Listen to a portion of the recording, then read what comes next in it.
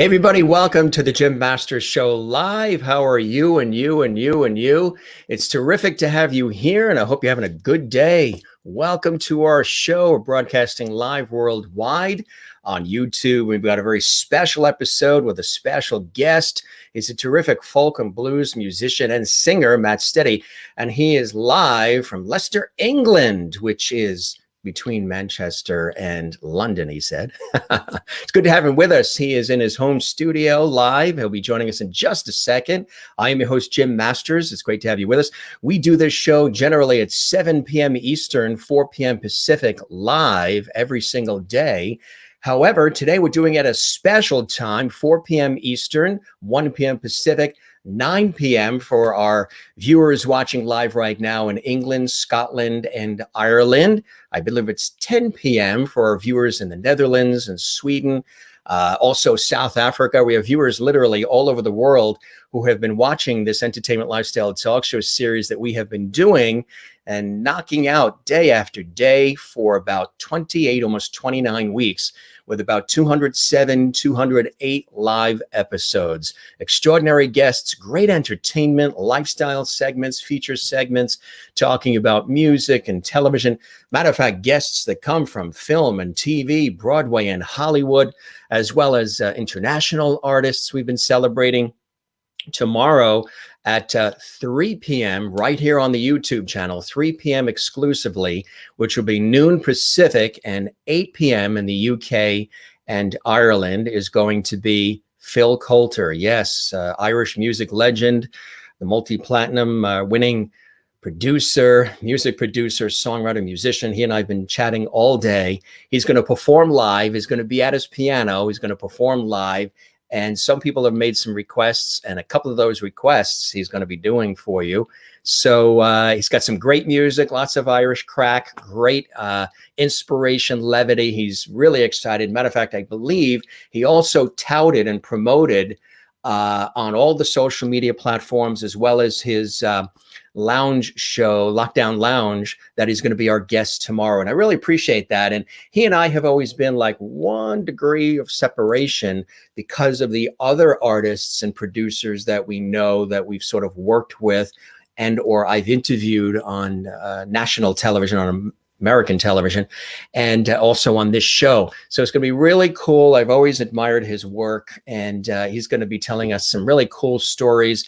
He has a new book out, his memoir, which he sent my way personally, autographed with his music and lyric book, which I really appreciate. So he's going to be here tomorrow, 3 p.m. Eastern. It's going to be great. That's noon Pacific and 8 p.m. over in the UK and in Ireland. So an earlier show, which would be great. So all of his viewers and fans in the UK and Ireland and Europe really will be able to check him out. We welcome you to the show. We're going to welcome our guest in just a second. First, we want to welcome some of our viewers watching around the world.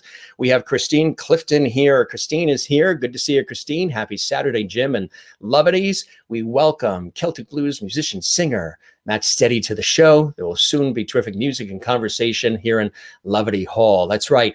I know you guys are going to welcome him as a Lovity, which is terrific. That's what our viewers are called, because I made a mistake one day. I was saying our show is inspirational, positive, and it's all about light, levity, and love.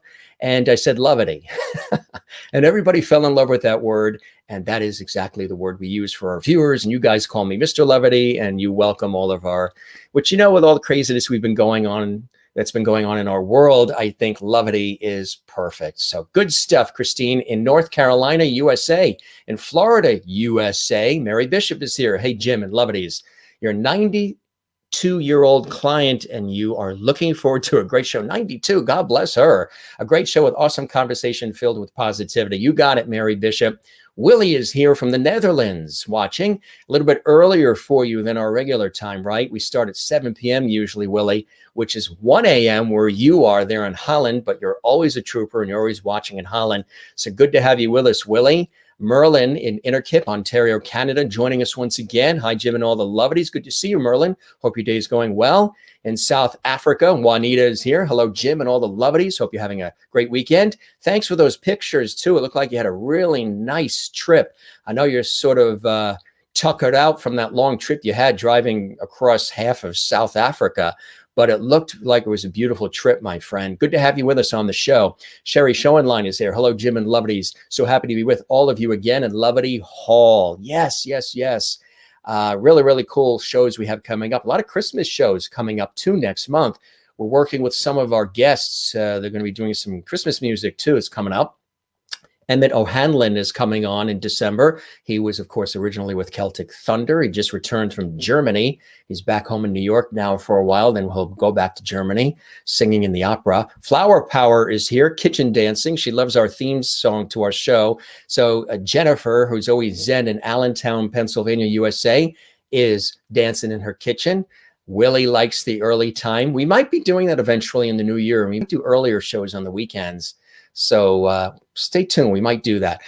Yes, Scream Queen Army, who's watching in Northern Ireland, in Cumber, around Belfast. We're talking about our good friend Chris. Hey, it's his birthday today. We're going to have to sing his birthday a little bit later.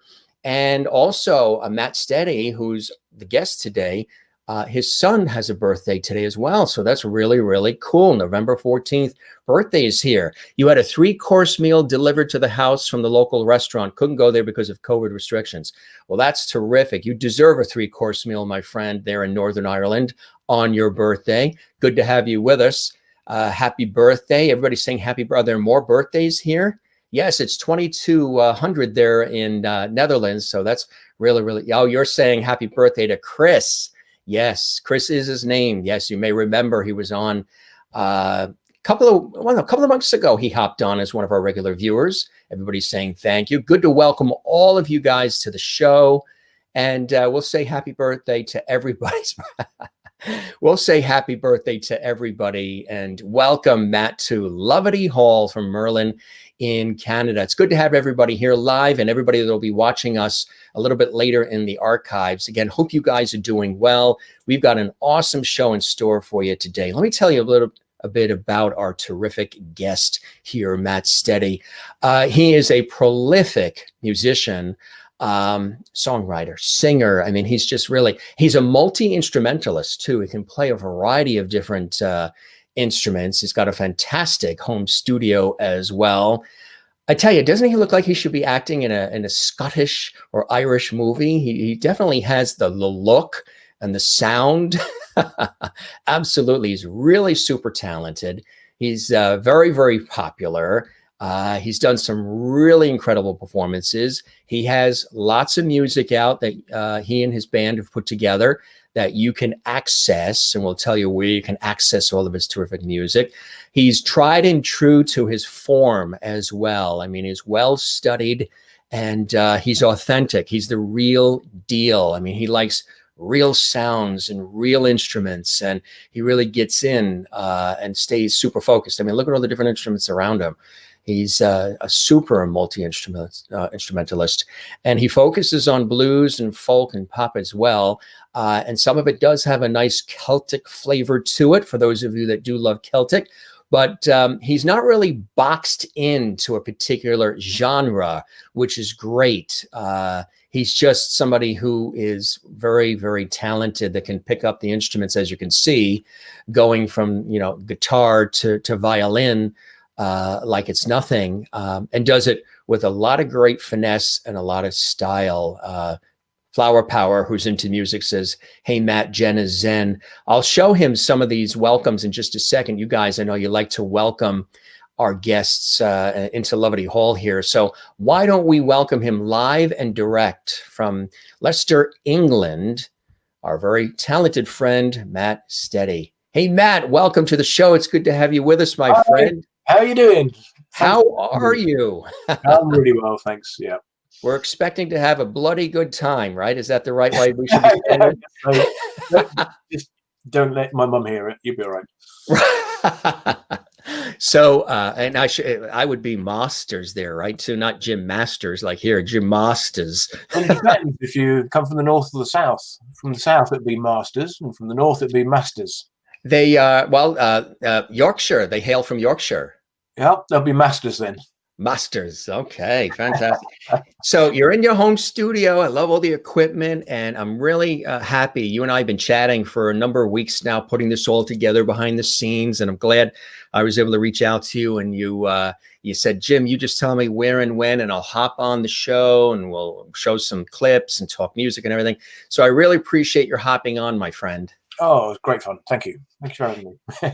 So with that, how have you been handling this whole pandemic situation? You know, a lot of the artists, a lot of the folks who have been a guest on the series here have been talking about, well, you know, in the beginning, there was Zoom, there's these online things, and that's good and that's okay. But now 6-7 months into this, they're starting to get a little bored, and they're like, okay, the Zoom is good, but I want to be on stage. I want to be in a venue. I want to hear the roar of the crowd. I need that energy. How about you? How are you handling it? How are you keeping creative and keeping connected, Matt? Well, there's two things really. I mean, firstly is I love playing live. That connection you get with an audience and that feel there's nothing else like it. It's brilliant. And also it's where your songs come alive. You can hi Willie. Yeah. You can write a song and you can play it yourself for I don't know how long, but until you start playing it live to other people, it somehow doesn't breathe. I can't really explain why, but when you start playing it in front of other people, it does change and you end up playing different things. But I'm fortunate because playing live wasn't ever my lifeblood. I've never depended on it, and actually recording is more of what I do. So I'd say 90% of what I do is recording, either for myself or for other musicians as a session musician. I can't even say it. Session musician. There we go. Put my teeth back in. So I mean, I've got friends who gig every night of the year basically, and you know, this has been an absolute disaster for them. They've got no income. It's literally they've gone from just about hanging on you know, because it doesn't pay very well anyway. You do it for love, not for the money. And then suddenly to have all those gigs gone, there's people just literally just signing on to Universal Credit and that's it. They're just, you know, waiting really. For me, I'm fortunate in a lot of regards because my wife is a deputy head at a special school. Now they've had to work incredibly hard because they haven't closed for any of the holidays. They've kept going. And if you know anyone who's a teacher, they need that rest and holiday because it's so manic during term time. But anyway, she's obviously got a steady job there, so that's meant that we haven't had to worry about where our next loaf of bread is coming from or whatever. Thank God, right? So, in a way, it's been just different. I miss it, but I miss other things more. I miss being able to take the kids out to do things. We're a large family. We've got at the moment we've got 6 in the house. There's actually 8 of us. My wife and I have adopted 3 kids. We've got one of our own, and we've got adopted 3, and we're fostering 2 at the moment. Beautiful. 2 big ones are currently not. One's at university, and one's on a kind of like a training year, so they've moved out. So there's only the 6 at the moment. But with our bubble of 6 thing that we've got here, we literally can't meet anybody else because we've got 6. So I can take the kids to the park as long as we don't look at anyone else. You know, right. Absolutely crazy. So we started fostering in July. So for me, it's I've had my mind kind of a lot on that anyway. So, how tough are the? I know my friends in Ireland have said, and relatives have said that in Ireland it's on level 5 lockdown there. Like we were having. About 2 weeks ago, we had to move it to December. The band Corner Boy was going to be here, and they're going to come on in December, but they weren't able to come on only because, and that was about 2 weeks ago, they were going to come on. But then that week, Ireland went into full lockdown.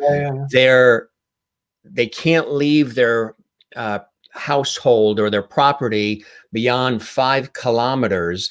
And their studio, where all their instruments are 40 kilometers away. So there you go. It makes it a tough situation. I'm so lucky. I mean, I've got everything I need. You're all there. Yeah. I finished off one album in lockdown, but I'm nearly finishing another one. So you do all the producing. While the sun shines. Yes, you're the producer, editor, all you do it all, huh? That's right. Well, I'm an independent musician. I can't afford anyone else to hire anybody else. So yeah, you learn quickly to do everything. You really, really do. How did you get started? Tell us, early on, when you were a kid, Matt, what was the first instrument you picked up? And did you have family around you that were also in music and performance? How were you inspired early on? Well, I don't know if I was inspired early on. Music was just one of those things you did. You didn't need to be inspired. It was just part of what you did. I was brought up in the Salvation Army. My parents were in the Salvation Army at the time. So there's a lot of music going on there. They've got brass bands and they've got choirs, and you sing every Sunday, and there's a lot of singing going on. So music's all around you there. And my parents, well, I don't know how old I was, but certainly very young in primary school, got me started on violin lessons. You too, huh? Which, yeah, looking back on it, same here. Awful for them. Oh, dear. So yeah, and then afterwards piano lessons as well. So and then for me, I think I kind of enjoyed it, but I just did it. Yeah, you just do what you're doing, don't you? You play on your bike, you play your instruments, you eat your dinner, whatever. Right, exactly. But, but were there any other musicians in the family? Anybody else who also played instruments too? My dad was an excellent pianist. He doesn't play much now, but he was very, very good. Yeah. Apart from that, it literally is brass instruments. There's a Ray Farr is a very famous conductor of brass bands. Yeah, he's a close relative. You might have heard of him, but you can look him up. Didn't know that. Yeah. So yes, and then you end up practicing every day, and most of the time not really enjoying it, because practice is hard work, and you're never kind of made to do it, and you do it. And I think I don't really feel I was awfully grateful to my parents for quite a long time. when I got into my teenage years, I was still playing those instruments and still going to all the different choirs at school and the orchestras and everything. There's music everywhere. But I picked up a guitar for 30 quid off someone I knew. I didn't know how to play it, but I recently discovered Eric Clapton and thought, I'm going to play guitar. And So, and then I suddenly realized, hey, this is really different. It wasn't the instrument, it was the way I was playing it. Because when I learned the classical style, which is fantastic, and it's just brilliant grounding for learning all about music and how to practice and how to do everything, but it is quite restrictive, or it was in my case. With the teachers I had, I was never taught to improvise. I was never taught to move away from the script. Everything was exactly like it should be. Right. It had to sound just like it had to sound. So there's no room for individuality or improvisation or Exactly. So when I picked up guitar, I was getting books out of the library. I was jamming along with cassette tapes and I still have boxes of those. And I was playing by ear, so it was a completely different experience for me. I think I wouldn't have been able to do it anywhere near as well if I hadn't had that grounding, of course. Right. But for me, it was like a breath of fresh air. And when I went to university, I just left the violin and piano and just carried on with guitar. And yet, when I got to about just before I was 40, I picked the violin up again and I thought, you know what, I'm really enjoying this, because I could then use my playing by ear, my intuition, my individuality, not giving a monkey's what anyone else thought, just me playing and enjoying it. And it was, wow. In a way, I wish I could have done that from when you were 8. Exactly. And I love classical music, and I'm very appreciative of the way I was taught. But yes, if I was going to be a teacher, I'd be doing it slightly different to the way I was taught. Maybe they do it differently these days. Maybe it's to do with when I was taught. I don't know. But I just really feel that a bit more kind of improvisation and putting yourself into it and having a bit more soul, your own soul, not trying to copy someone else's. Right. is a great thing. Exactly. Yeah, and just in listening and following, you have an absolutely unique sound, and you're so authentic, and you really, it's so obvious you put 110% of yourself into it, and I think that's great. That's refreshing because, a lot of things are so auto-tuned now and compressed and all of this stuff, and you're going for the authenticity. What is it about? Which is also very popular here in the States and in Canada, is folk and blues, sort of that bent to the music. What is it about that speaks to you? I think one of the wonderful things about folk and blues is that it's so basic. If you actually tear it right down, you can just sit there with a guitar and just play and sing. And then you can add bits, you can add different instruments, you can make it much more complex. And, I do. Right. But you do. Bring it all back down again. You can take those songs, you can tear them back down, and you can play them with a few chords, and it's just so simple. And it's just you, guitar, and your heart coming out. You know what I mean? Right. And I think certainly as an independent musician who's I call myself independent, by the way, not unsigned. I'm not looking to be signed. I'm quite happy being independent. But as an independent artist, you've got two routes. One is to find a target audience and to make music to fit it. And I mean, that's what 99% of the music industry does, unfortunately. Or the other thing you could do is just blow it, play what you like, play what's in your heart, really be real, be authentic, and just mean it.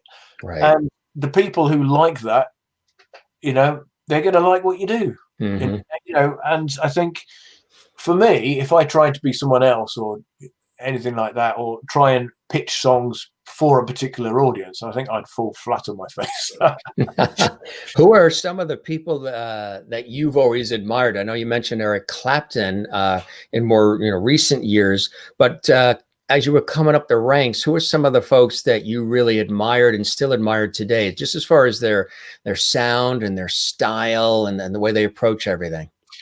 Well, when I've got to start with the Beatles. I mean, I've brought up listening exclusively to classical music. I didn't listen to anything else. But when I suddenly discovered there was other types of music out there that actually weren't a load of rubbish, because the stuff I was hearing on the radio wasn't enticing me to go and listen to it. I was quite happy with the classical music. But when I discovered the Beatles, wow. Yeah. Just amazing. And then the next one was Dire Straits. I mean, Mark Knopfler, he's just such a hero of mine. Absolutely, yeah. I'd love to meet him and possibly play with him, but I think I might just be too starstruck. If you're listening, give me a call. He wants you to ring him up. Wow, yeah. But to me, in a way, Dire Straits fits in really well with classical music. You've got 15, 20-minute songs. Right. You've got it's like having a movement. In classical music, you've got a theme that comes through and back out again, and it changes, and something else comes in, and then it comes back, and the music evolves, and it breathes, and it's not confined to 3 minutes. It doesn't feel forced, and so that's beautiful. The Dire Straits, brilliant. Marillion, if anyone has heard of Marillion, they've heard of their very early stuff from 40 years ago, which I enjoy as well. But they're still going, and they were. They were the first band that did crowdfunding, for instance, which most people don't know. And they're prog rock, wonderful. Again, really long songs, and I love them too. Gary Moore, gotta love Gary Moore. Where'd you go? Iona. I've got to say a big shout out to a band called Iona. They're kind of Celtic prog rock, I guess. Mm-hmm. Absolutely beautiful. They're Troy Donockley on pipes, who a lot of people will have heard of. He's now in, actually, no, I don't think he is in Nightwish anymore. Anyway, but he played in Nightwish for quite a while as well. Right. And the sounds they were coming up with, that's where I got my love of Celtic sounds, Celtic instruments, Celtic music from, was actually from a prog rock band that incorporated it. So if you don't know Iona, hunt them out. They're absolutely check it out. Really, really good. I'm still listening to them now, and funny enough, I've got their first drummer playing on my albums these days. Do you really? So Turl Bryant, absolute legend, and that's fantastic. I'm always a little bit starstruck when I even write him a mail or send him some songs or anything. Still, So it's such a privilege for me to play with one of the people I enjoyed so much going to see play live when I was a kid. So, yeah, brilliant. That is awesome. Merlin, who's watching live right now in Canada, who loves Canadian music. Yeah, she's in the Ontario area. She has two questions. First, if your wife works full time, do you help around the house? LOL. I guess with all the kids and everything you mentioned, I guess that's a yes. Well, I work from home, so as I said, we've got 4 kids here. So he's got 3 loads of wash in the washer right now as we're speaking. Hey, this is it. This is it. Now, I mean, I get up, I get the kids ready for school to do the breakfast. I take them to school. I pick them up from school, take them to the park, take them to the library, feed them, bring them home. Then Abby comes back. I do some housework, but I try and delegate it to the children where I possibly can. So I've got one of them on dishwasher duty, one of them on the washing. And in terms of the actual cleaning, I try and tidy up as I go along. But I have to say, my wife likes a bit of a sweep. So even if I do, she generally sweeps anyway. So I've kind of given up on that. And whatever I do cleaning-wise is never quite up to par. I love that expression. My wife does like a bit of a sweep. I also make 99% of the cups of tea in this house, which I think makes up for quite a lot of things. which is a tradition you have to. But then she also asks, who was your favorite blues player? Oh, how do you pick? Tough, I know. I think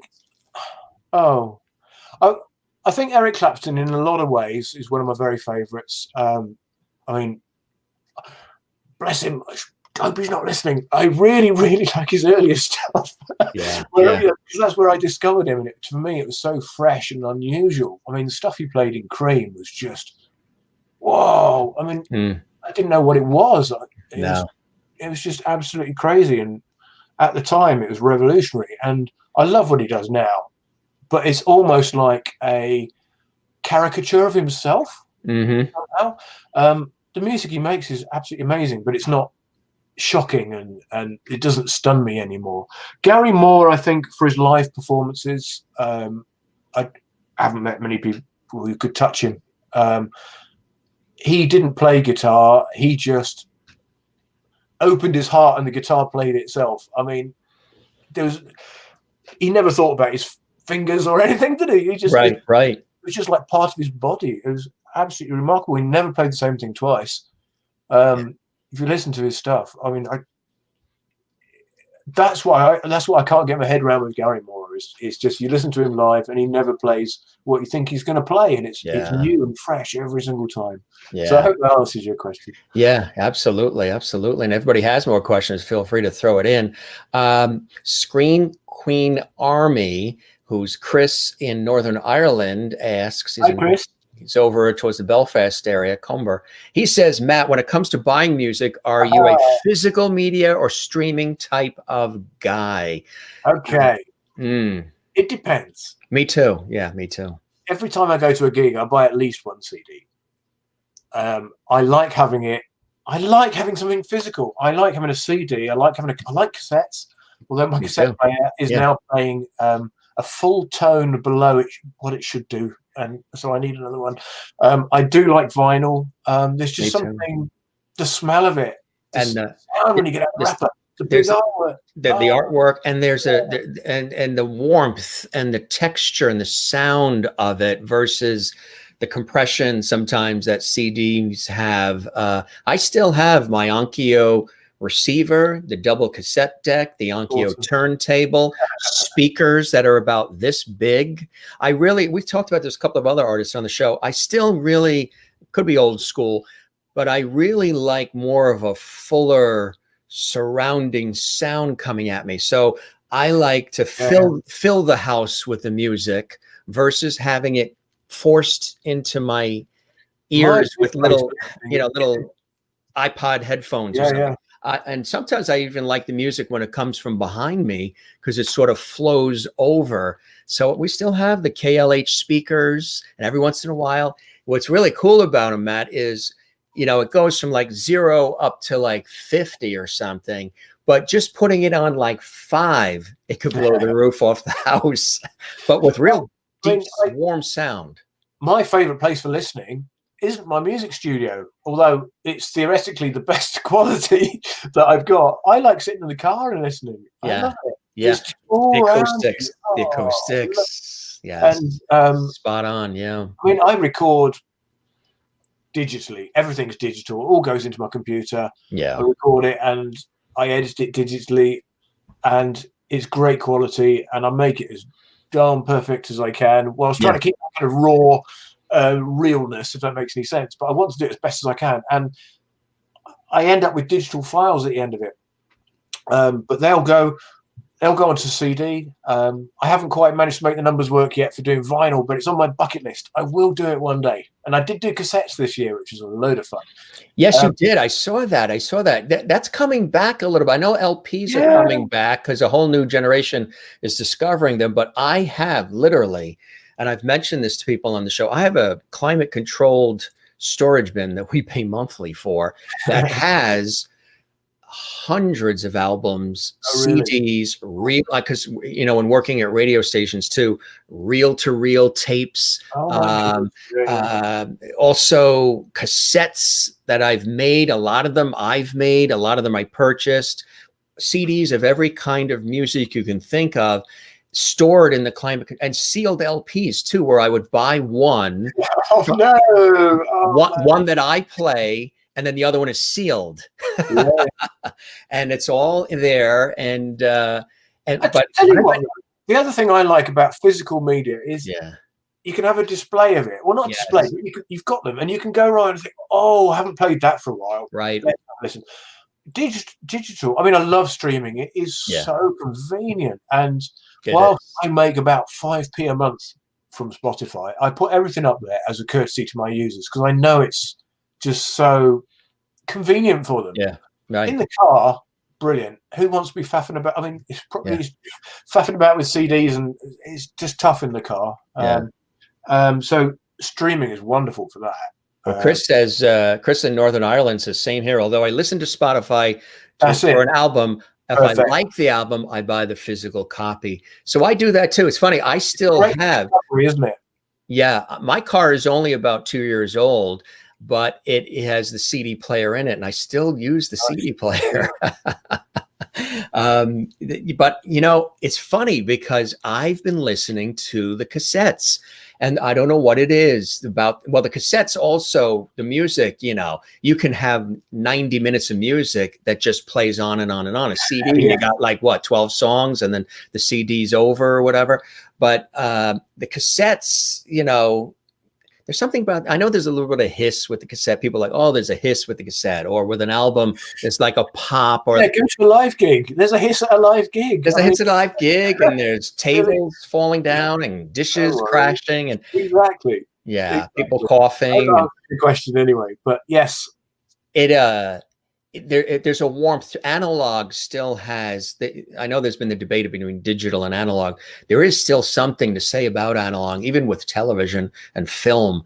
When you see a film versus a digitized movie, there's just something about the film-esque quality, the warmth, the deeper colors, the textures. Same thing with music too, Chris says, I'd been recording for quite a few years, and then I got called into a session for singing. Actually, they wanted me to sing on a blues song. What was it called? It was like Red Hot Smoking Woman or something crazy blues like that. I was like, oh crumbs, right? Okay, here we go. It was great fun. I mean, it was just the most hackneyed track you could think of, but it was just brilliant. It was great fun. But they recorded it, and I listened back to it, and I couldn't believe it. And they were recording onto tape. I was like, you're doing what?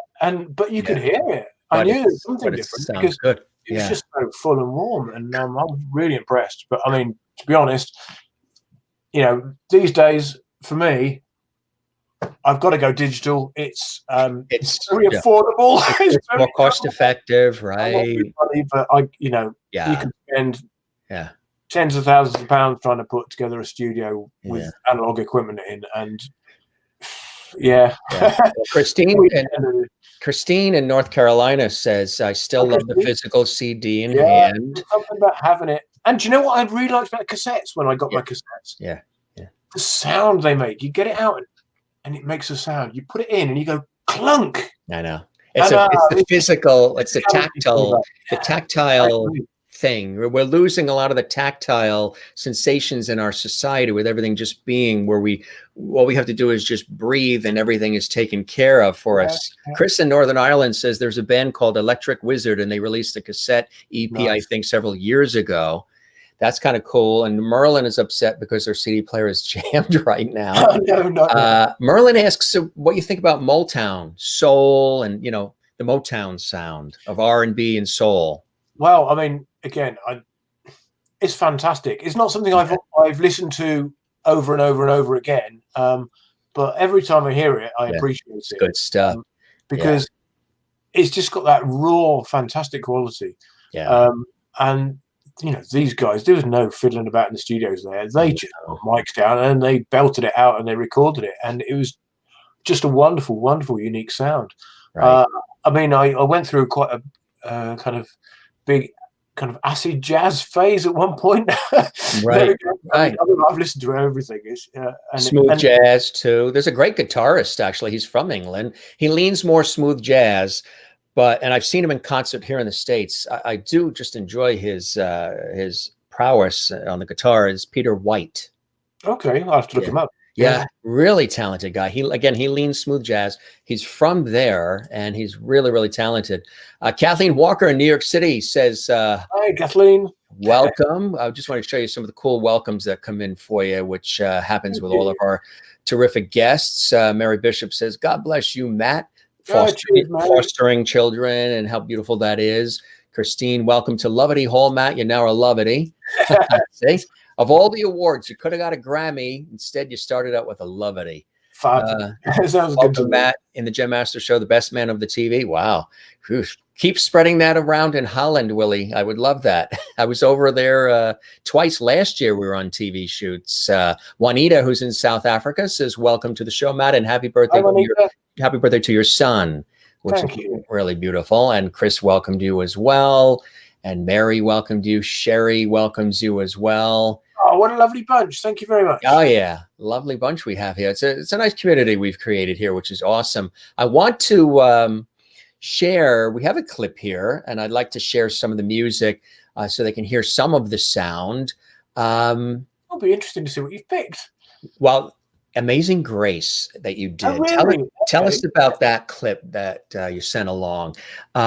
This is a unique, I was going to say very unique. And there's no such thing as very unique. Unique is unique. You can't say very unique because unique is unique. I was talking to a friend at a television station once. We were talking about that. And they're like, gee, you notice everybody says very unique, but isn't unique? Well, this actually came about because this is one of the things I actually really miss in lockdown is the fact that we can't go to church. Yeah. We have an online church which is really good and we enjoy it. And a lot of people are doing that. Yeah. Talking to everybody and and having the music and a cup of coffee and just meeting everyone. Really miss that. So the online ones are really good. And as a musician, they'll send you tracks and you put your file in or your guitar on it and send it back. They mix it and then you've got. So we've been doing music regardless. Anyway, just been doing it kind of spread out lockdown style. But I was asked to could I do like a performance piece? Yeah. What do you do? Performance piece in church? Oh my goodness, I don't know. What do you do? What do you do? Right. I just thought, go on. I'm just going to go back because the album I'm working on at the moment is actually I've gone back to some kind of 1800s, 1900s blues and kind of black gospel. Some field songs, some songs that the very early black churches would have used, which has just been a wonderful trip. But anyway, back to that. So I was kind of in the zone anyway. So I went with Amazing Grace, which would have been sung in quite a lot of those early churches. It's nearly 250 years old, that song. Is that unbelievable? So that's definitely definitely in the public domain. Yeah, it is. So we could all sing it as much as we want. Yeah. So, I mean, if this is the track I think it is, then I'm doing a proper version of it for the album, but this, I literally just picked the guitar up, put a mic there, and I didn't know what I was doing. It was great. Sang the first verse and then brought the guitar in for the rest of it as well. It's a version that I think will be totally raw, and unscripted, and I just did it. So, it's not perfectly polished and all that kind of stuff, but I do love it. I really do. But it's unique. It really is unique. Christine in North Carolina, USA, just had a quick question. She says, Matt, do any of your children show interest in playing music, or are they doing so already? Well, my daughter Indigo, who's the only one I can actually tell you the name of, unfortunately. It's a beautiful name too, Indigo. Wow. She's a lovely girl. She's 20 now. She's at university. Is she really? Wow. But, that went fast. I remember when she was just a baby, a literally tiny baby. We went to Wales with another couple of friends. We heard this strange noise when we were having dinner. We looked round and she was singing. Baby. Basically singing, not words, but it was really, really peculiar. And she only just did more and more and more of it. And by the time she was about 11, she was a better singer than me, which is, you want your kids to do better than you, don't you? I mean, it's the whole point of being sure. But by heaven, come on. I mean, when she was 8, she used to go to gigs with me. I'd stand her on a chair so she could reach the microphone, and we'd do duets, and she'd bring the house down. I mean, she's got a cuteness factor, to be fair. Wow. But no, she was great. So she's a really good singer. Don't think she's done much very recently, but I'm hoping she gets stuck back in. I've got another girl, a bit younger than that, and she wants to play drums. She's had a few lessons, but then lockdown kicked in, of course. So and I've got one boy who desperately wants to do piano lessons, but again, lockdown. So do you ever do any narration or voiceover work? You've got a great voice, a great speaking voice, and the accented. I could hear you doing like narrations for like audiobooks or movie or something, you know? I haven't done, but what I did do, when I crowdfund my albums, I always try and do something a bit unique rather than just the album by right. And on one of them, I can't remember which album it was, but I did a second CD of me reading bedtime stories to the children. So on the first half of the CD, I'm reading some wonderful children's stories to the children, and they're sparking up with questions and enjoying it and shouting and all this, and that's great fun. And then I did a proper kind of narrated version of them for the second half. But anyway, I better not talk about that because I'm sure it's highly copyrighted and I never did anything like that, did I? No, I had nothing to do with it. Marilyn in Wichita, Kansas, USA says, hi, Jim, Matt, and all lovedies. Hi, Marilyn. And Wozniak, sorry, Jim, I'm late. Hi, Jim, Matt, and all lovedies. Happy Saturday afternoon. Good to see you here, Anne, reporting for duty. And now let's hear this extraordinary and unique version that Matt does. If you're just joining us, our special guest live from Leicester, England is Matt Steady, prolific, very accomplished folk and blues musician and singer, and you have a band too, right? There's musicians that you work with. Are they the same musicians, or do you interchange them based on their availability? I haven't really got a proper band, but I do have friends that I love to play with. So a guy I play with John Reed quite a lot, and we do lots of little road trips around England and go to the nooks and crannies and crazy little venues, and we enjoy that a lot. And I've got a bunch of musicians kind of all round that if I need to, they'll come. What do they require? Just a pint or something for payment?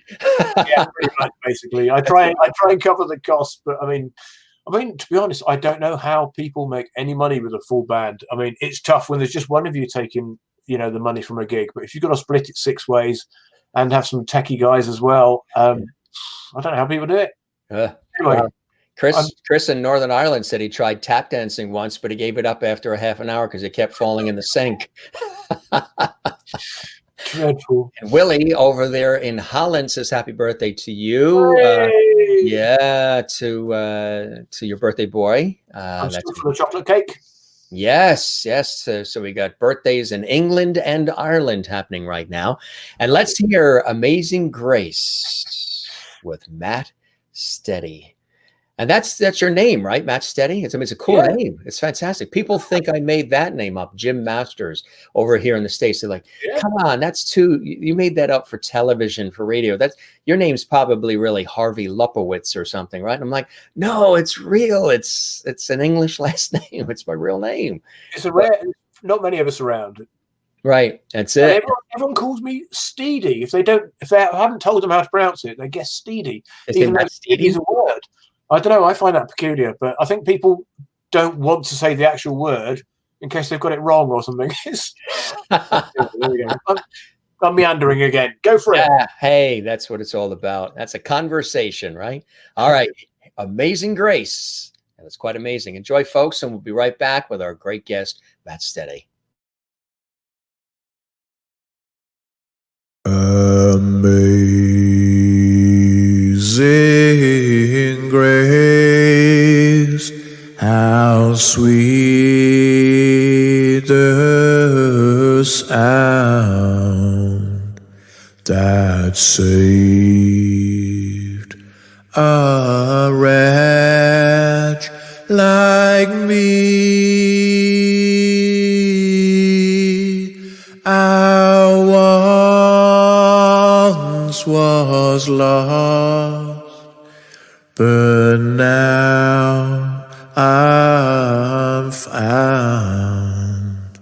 Was blind, but now I see.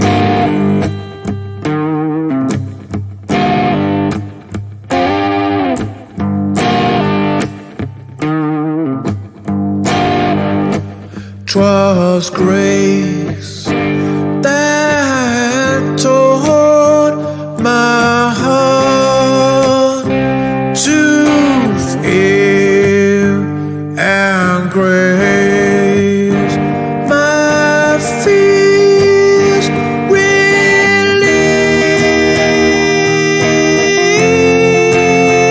How precious did that grace appear the hour I first believed.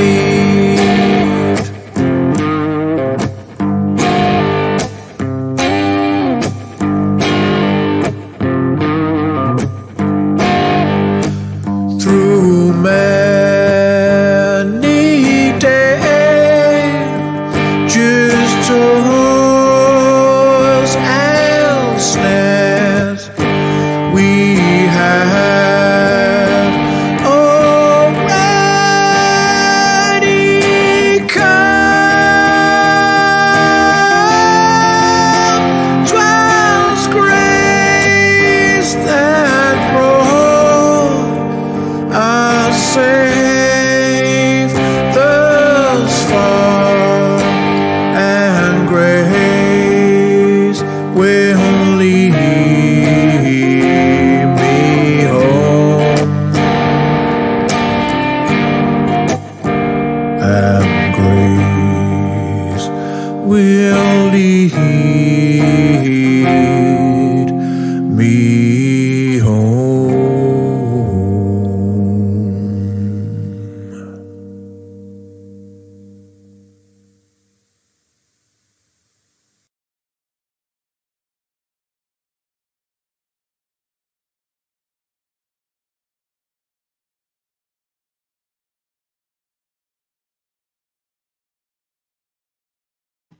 Really nice, really nice. I tell you, that's probably a version that I don't think most people have heard. I mean, it's really, really cool. I mean, I think you nailed it. It was awesome. Oh, it was great fun. I mean, the only problem was I tried then to record it properly, and I couldn't remember what I played. So I'm going back to the video thinking, what did I do? Great fun. Sometimes that happens, right? Yeah, it's good. It's good. So yeah, I don't know, not much of a Celtic influence on that one, but yeah. But so before everything happened with, the pandemic lockdowns and all this other stuff, were you working on projects or working on things that were going to take you, into venues or into places where you were performing live in front of people, and then that all came to a stop? A lot of people are saying that's what happened to you. They had 2020 was going to be like their best year ever, and then boom, it all came to a halt. In a funny way, I did have gigs booked. I had weddings booked. I had gigs booked. I was meant to be going around and doing a mini little tour with John and some other musicians, and there's a few bits and bobs, but not a huge amount. I mean, to be honest, I've oh, by the way, thanks for all the lovely comments on that.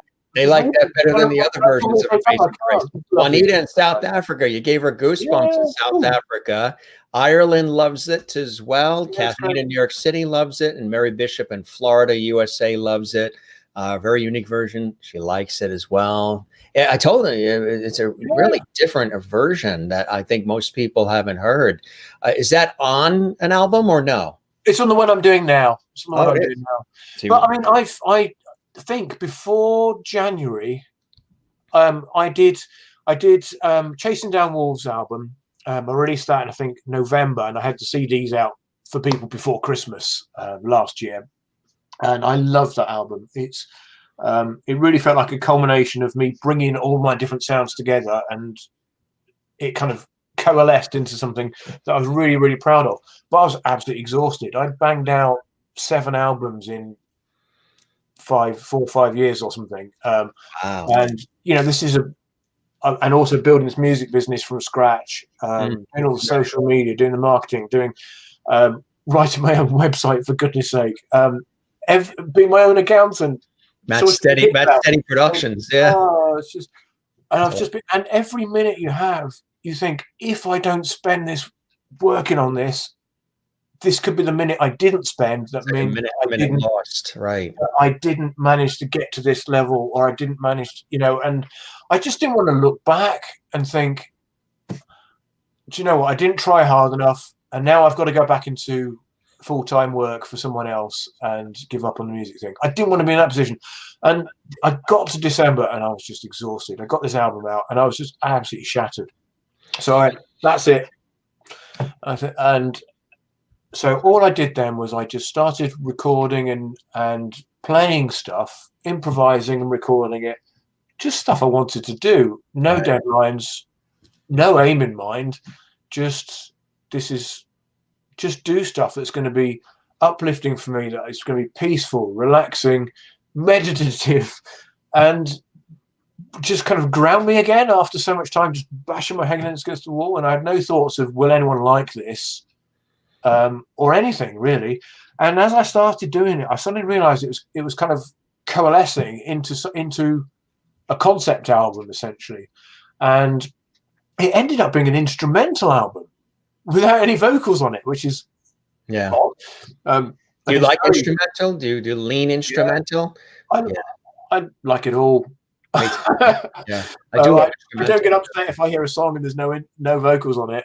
No. Yeah, me too. And it's very, very Celtic-y. So it has got kind of some rocky, bluesy guitars in there, but there's lots of strings, violin, viola, all sorts on there. I didn't even notice the beard tied down. Merlin, I tell you, our Loverays here, they spot everything. They can spot things on my set behind me that's... Oh, no, nightmare. She said, I like your beard tied down. Like, I guess you have it sort of... I didn't even notice that it's twisted or something. How'd you do that? Oh, no, it's a plait. I do the kids' hair. I mean, to be honest, I suddenly thought, about 5 minutes before we went on, there's video on this. I thought it was a radio. But it was just audio? So, I mean, literally, it was out here somewhere. Look what you did. You made a braid. Yeah, there we go. Just get out of the way. And I find with the violin as well, Canada, if I have my full beard down playing the violin, it gets in the way. So I often play up for the violin. Braid Nesbitt, who, of course, Celtic Thunder and all the brilliant fiddler, she's got the long blonde hair and she's always jumping around on stage. So I've asked her, she's a dear friend, I asked her multiple times, I said, Braid, you probably get asked this a lot. How do you do all that jumping around on stage? And she's usually barefoot on stage and she's wearing these long gowns and she's doing the whole thing with Celtic Woman. And of course, her own career, solo career, and so much more. Rocktopia, which was on Broadway, and all these other things. But she's got this whole technique where sometimes the hair, because it's so long, does get caught in the fiddle. Oh my goodness. What beard, I would imagine. That's funny. But Anne, they're still commenting about that song. Sherry says, amazing version, had a rock feel to it. I really liked it. Marilyn said, claps. You really made Amazing Grace your own. Great job, Matt. Very unique version. Kathleen, New York City is loving it as well. You really enjoyed your version, Matt. So yeah, that was, yeah, keep that on that album. Oh, that's great. It is. It's staying. Absolutely. We got another clip here. Now, this is something that I dug up. You can explain it. Well, it's just a short thing, and you're talking to camera, but you got the beautiful guitars behind you. It says Noglin, the Sacred, and you're doing a little thing. You're talking about it. Yeah. Tell us about that.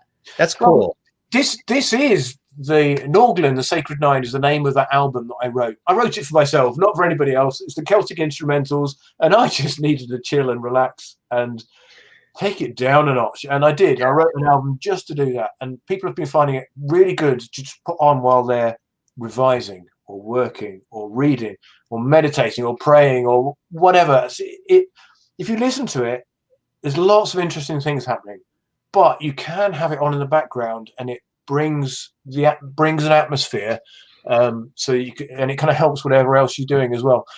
So it's just an explanation about that. It is a concept album. It's actually about trees, basically. In Celtic times, there was. Oh, I don't want to turn this into a history lesson. I could go on. It's okay. People love this stuff. They love it. Now they love it. It's all new to everybody. Basically, when the monks came and brought Christianity to Ireland and Scotland and then England, they actually tended to convert existing religious leaders, the Druids essentially. They would quite often use the same places of worship. They'd often use the same holidays, which everyone knows. But actually, they were under strict rules from Rome to not go in like an invasion and throw out the old religions. It was more they were meant to go in and integrate and almost like not take over by stealth, but to use the familiarity that people already have with various things to help them become familiar with Christianity. Anyway, the early Celtic monks, Christian monks, they had a ceremony with ash. In fact, there's still ceremonies with ash, I think, in the Church of England, Ash Wednesday. And they would use a special ash that they'd made in various ceremonies. But actually, more important than that, the monk would actually go and collect the wood from 9 different sacred trees. And that act of collecting the wood was an act of worship for them, not just the using of the ash in the first place. So they would go to each tree, and they would go to an oak, and they would then meditate about the strength of God. They would meditate about the power, the protection, etc., etc. Each of these trees had different divine attributes that they would use to remind them about the attributes of God, if that makes any sense. They weren't worshipping the tree, but they were using kind of God's creation to remind them of things to worship their God about. So I ended up with a track per tree of these 9 sacred trees, and I kind of considered what those attributes as I was writing each track and putting them together. So that was a really, really interesting way of writing an album. And for me, the album is a bit like the ash. I've taken lots of stuff and put it together, and whilst I've ended up with an album at the end of it, which is like the ash and you can use it, actually for me, it was the gathering of the wood from the trees. It was the writing of the songs. It's not about the finished product. For me, it's about the meditation of actually creating the tracks, the creativity involved. It was a personal thing for me, and it just so happens there's an album at the end of it which people seem to be enjoying. There we go. So that's what that was about. Which is a good thing. I mean, that's cool. Now, the music underneath while you're speaking, that's some of the music from the album? I can't remember. Probably. There's guitar underneath, which is kind of cool. And it's got sort of like a mysterious, it's just got a nice sound to it. Let's play Stump the Artist. And then, but you get it. It was a brilliant, intro. Now let's see if what we play matches. I'm sure it will. Here it is. Legend has it that Celtic monks used a special preparation of ashes obtained from the burning of the boughs of 9 sacred trees: alder, ash and birch, elm, hazel and oak, rowan, willow and yew. The use of the ash in ceremonies was important, but for the monk, the collection of the individual woods was an act of worship in itself. They believed each tree had characteristics pointing towards different attributes of the Godhead, and they would meditate upon these as they would harvest each of the woods. I've written each track on the album to do the same, each having a distinct nature and embodying different divine characteristics. The finished album is, in a way, the ash, and the unseen creation process is an act of worship and meditation, similar to the gathering of the wood by the monk. The name of this ash was Norglan, the Sacred 9.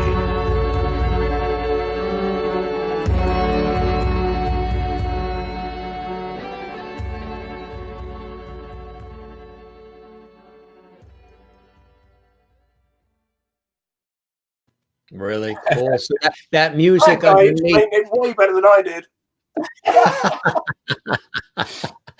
The music underneath, that's part of the music that's in the album. Yes, Part of the album. that's oak. Yeah.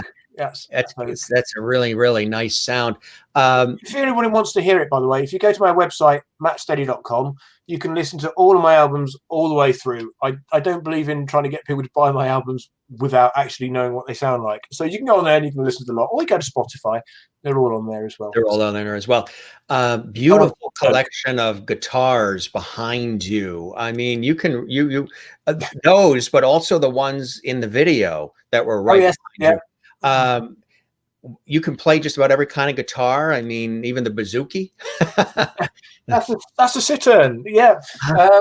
So it's very like a bouzouki. It's got 12 strings. Yeah. I mentioned him before, John Reed. He had one, and as soon as I saw it, I thought I've got to get one of those. It took me about is that the white one behind you, or because Merlin in Canada is asking, what's the white one? Oh, the white one. It's a keyboard. This is the cheapest keyboard you can possibly get, but it works. Do you want to show us some of the other guitars? So that's the Cittern. Yeah. Nice. That's not in tune, but lovely instrument. You'll like this one. Oh, I love showing off my guitars. Right. This is a 6-string, beautiful fretless bass. And it's a Sandberg, and it is absolutely gorgeous. I never play the 6th string, but the bottom one down here is just earth-shattering when you play it. It's absolutely gorgeous.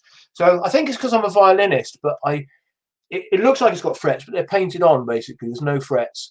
But I definitely get on better with a fretless bass than a fretted bass, and I think it's because I play violin. Absolutely, yeah, cool, yeah. Whoa, I could do this for hours. By the way, none of my guitars are expensive. I must point this out. I have got a really big bee in my bonnet about instruments and expense. And I honestly believe if you want to get an instrument, you should go to your local guitar shop. If there is one, they're all closing because people are just buying stuff on the internet without even playing it. But go into a guitar shop, ignore the price tags, all of them. Don't even look. Play everything you can possibly play, plugged into every single amp you can possibly find.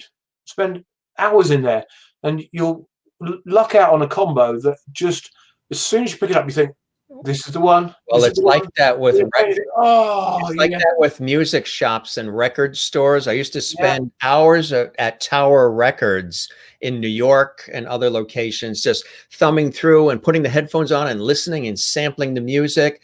And now all those places are really gone and everything's online. And I like listening. Honestly, I almost guarantee you, if you do that, you'll find the ones you like generally aren't the ones with £2,000 price tags on. Honestly, some of mine I mean, this one here is actually made by a friend of mine in America. He made it for cost, and then I just had to get it sent over from America. So that's great fun. But so what kind is that one? The one you just showed? Blake Wright. It's called Blake Wright, and it is wonderful. Nice. This is my. If I had to have one guitar, this is my one guitar. So when was this? I think it was shortly after. It was maybe a couple of years after I got married. My acoustic guitar broke, and I bought one. And I did that. I went to the shop and I played every guitar with every amp. And this is the one I came up with. And you can't really buy them anymore. It's a Yari. They're very difficult to get hold of in England because they're from Japan, and the exchange rate has gone crazy. So they're quite hard to pick up. But I've been playing this one now for 20 years, I don't know, and it's just my go-to acoustic, and I wouldn't ever really want to swap it. I need to get the frets changed. Actually, the frets are so low now that I've got to press like a power lifter to get a sound that doesn't buzz. So that really needs sorting out. But I'd never give this one up. Yeah. It's battered now, but I love it. So I've got all sorts. I mean, but as I said, I actually went through a bit of a cull last year. Did you? Yeah, I did. I got rid of my fretted bass. I got rid of my banjo, which I really wish I could. One song I wanted banjo on this time, but I got rid of it. What made you do that? You just needed to clear out? I wanted a violin upgrade. I'd had my violin for probably well over 30 years. It was the one I had. And do they sound better? Are they like wine? Do they sound better with age or no? Violin. I'm not a big expert. Yeah, I believe they do. Yeah. If they're a decent quality one, they do get better. But a bad violin won't get better, if that makes any sense. Generally, with violins, actually, you do pay for a bit more quality. People aren't quite so bothered about the name or what the varnish is or whatever. So I don't know if you've heard of the band Show of Hands, but they're an absolutely fantastic English folk band who really, to me, represent what it is to be a proper folk band. They tour non-stop, they are prolific, and they play millions of instruments, and they're absolutely wonderful people too. But Phil Beer was selling his second violin. He's got hundreds actually, but one that he's used for many years, and he was selling it, and I thought, I want that. I need a violin upgrade. He knows what if it's a violin from Phil, I know it's going to be a really good one. This wasn't cheap at all. But so what I did was I kind of had a cull of my various guitars and things that I'd had over the years, and sold the ones I weren't using, and it pretty much funded buying this violin. So I'll show you. It's yeah, I'd love to see it.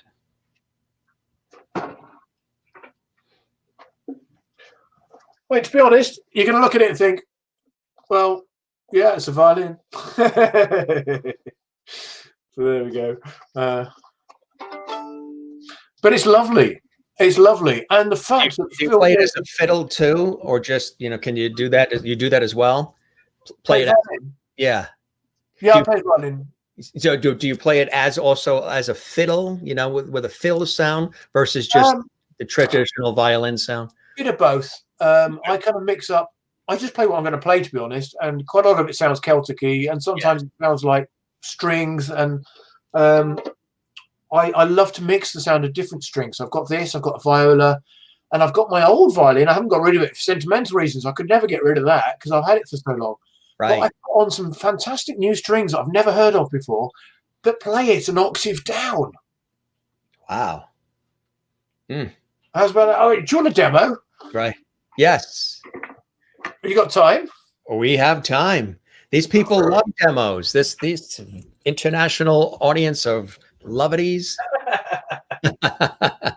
They love a good demo. Should probably rosin my bow, really, but I mean, this is my normal one. I don't know even if we're in tune, but.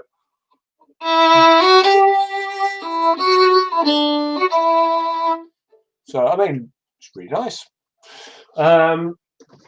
But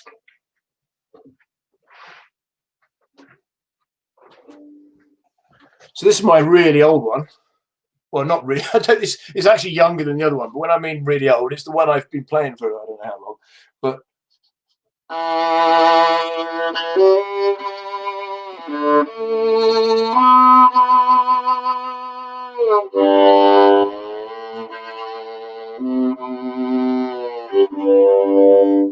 it just gives you something that you wouldn't normally hear out of a violin. It's much deeper. It's an octave down, and it just gives you. If you mix that with the other violin when you're recording, you can get a massive, wonderful string sound. And then if you add a bit of viola and a bit of cello or something on as well, I mean, you've almost got a whole orchestra. So that was a really exciting discovery. Also, it's a lot more practical to take one of these to a gig. So I take my 2 violins to a gig now, and I switch. I'll sometimes even switch in between various bits of the song. I'll switch between the high one and the low one. How about electric violin? Do you like the electric violin? Yeah, they're okay. They're okay.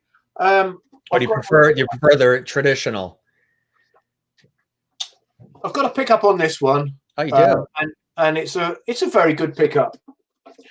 But pickups, they pick up what they pick up. It doesn't sound the same as a violin it just doesn't sound the same to me. A lot of the time I use it just because it's so convenient. Yeah. But if I have the choice, I like a microphone just here. Yeah.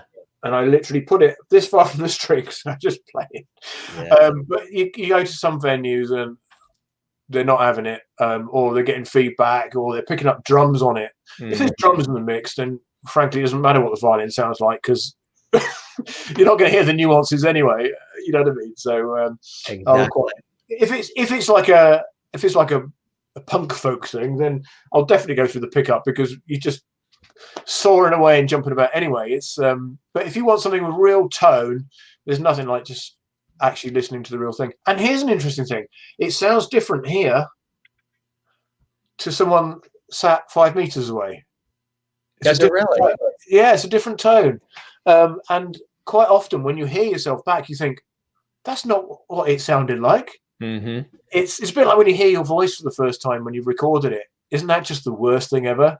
That is. It's taken me years to get over that and to actually think, no, this is my voice. This is what you've got. Work with it. And I'm now at the point where my voice sounds like me recorded when I hear it back. Right. Well, Juanita in South Africa says, great voice. You should definitely narrate some documentaries. Bring it on. I'd love to do that.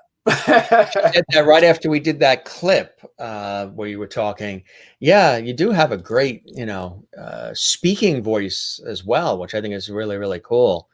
I've got a funny mix of accents. I couldn't even tell you what it is, because I've lived in Essex down south, and I've been kind of bullied, might be too strong, perhaps not in some cases, for having a northern accent. And I've lived in Manchester and been bullied for having a southern accent. So here I am in the middle. Sounds like you're in America. I don't know whether you have that over there or not, but over here, when you're at school, anybody who's different, it's not a good thing, is it? So yes, so now I'm in between the two, and in the Midlands, nobody cares. It's great. In the Midlands, we have another clip here. Now this one, let's see, we'll call this one up here. This is this Wade in the Water? Oh yes, yeah. Tell us about that one. That's a great one too. Well, do you know what? The Amazing Grace I enjoyed so much, and I just love the simplicity of having me on a sofa with a guitar and a mic. Right. There's something refreshing about that. I do a lot because I record everything myself. Okay, I get some percussion work done, or maybe a friend guesting, but generally I do it all myself if I can. Just that simplicity of going back to your roots was great, and I just wanted to do some more of it. So this is another song that I'm working on for the new album. But I did, again, this one, I knew the song, and I kind of worked out what the chords were, and then so I just went and played it and recorded it, and I enjoyed it so much. I've literally taken it and I've put other instruments on it for the album, but I've taken it as is. It's the same. I think I've swapped a couple of verses round or something like that because I got them in the wrong order or whatever. I can't remember. I did a couple of little fiddly bits, but essentially it was so much fun and I so enjoyed the take that it's going on the album as is pretty much. So yeah, that's quite something. But I mean, what an amazing song. What I didn't realise before this year was that it was literally Wade in the Water. It was for escaped slaves. It was to encourage them to wade in the water, to cross streams, to put off tracking dogs. Oh, really? How did I not know that? You know, so that kind of put a bit of perspective on it. And I think what with all the, kind of Black Lives Matters and all that, I just thought, yeah, it's a song I want to do. That's terrific. That's terrific. And you did a great job on it. We're going to listen to that right now. Enjoy, everybody. And then we'll be back. We'll chat more with our very special guest live from England, Matt Steady. Here we go. Enjoy.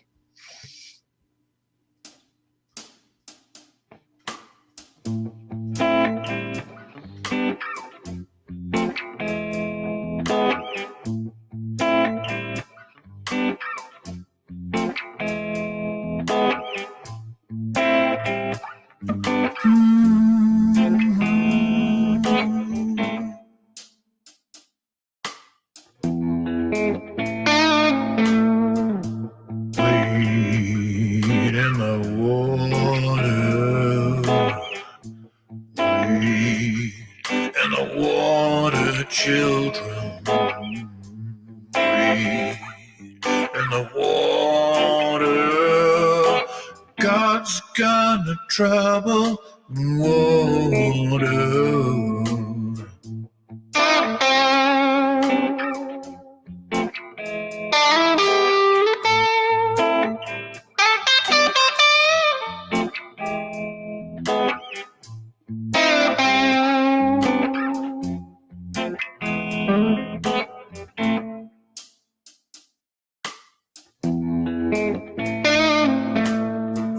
Who's that young girl dressed in white, wade in the water? Must be the children of the Israelite. God's gonna trouble the water.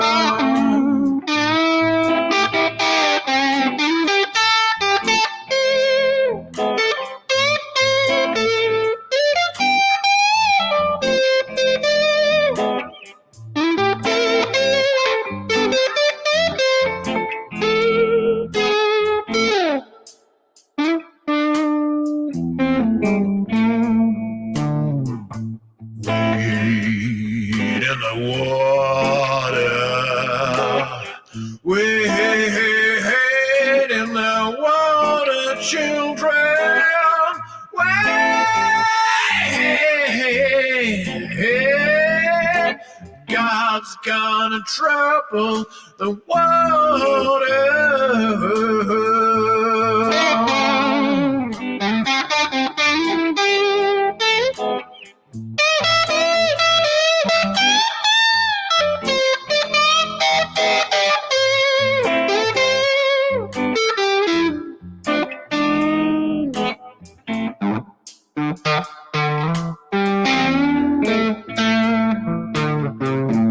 Who's that young girl dressed in red?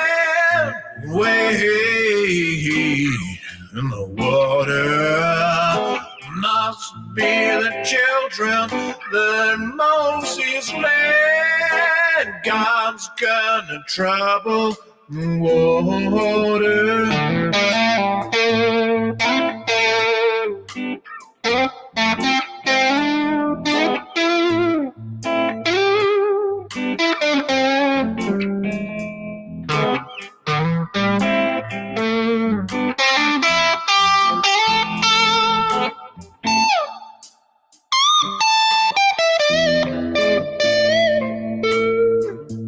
Wade in the water. Wade in the water. Wade.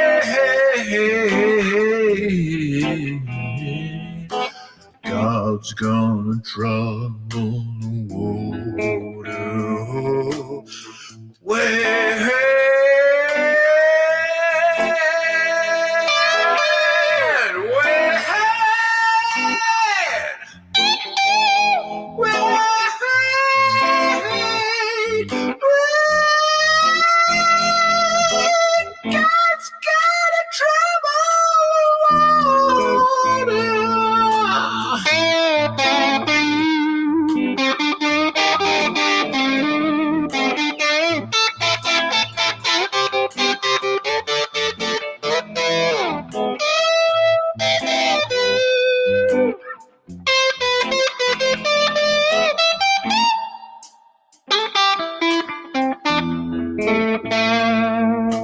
Who's that young girl dressed in blue? Wade in the water. Must be the children coming from God's gonna trouble the water.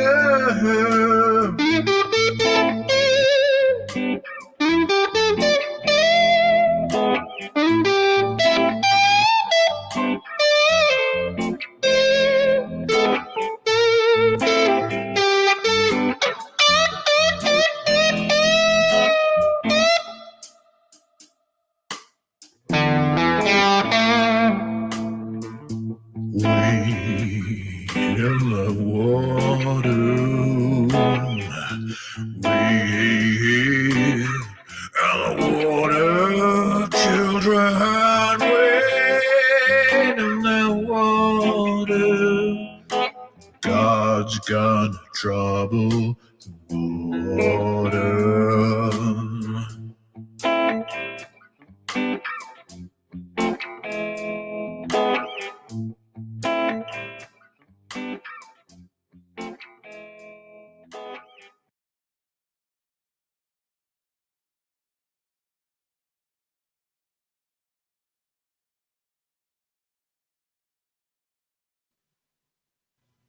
Really nice. I like the smile on your face too, because when you're watching it back, I always thought, because I can see in the little box below. Oh, can you? Oh, no. Yeah, I can always see the guest reaction when they see themselves doing stuff, and you could see that you're really, that's everybody. Look at the comments here, my friend. Really cool from Mary Bishop, Juanita in South Africa. Wow. Love this. Awesome.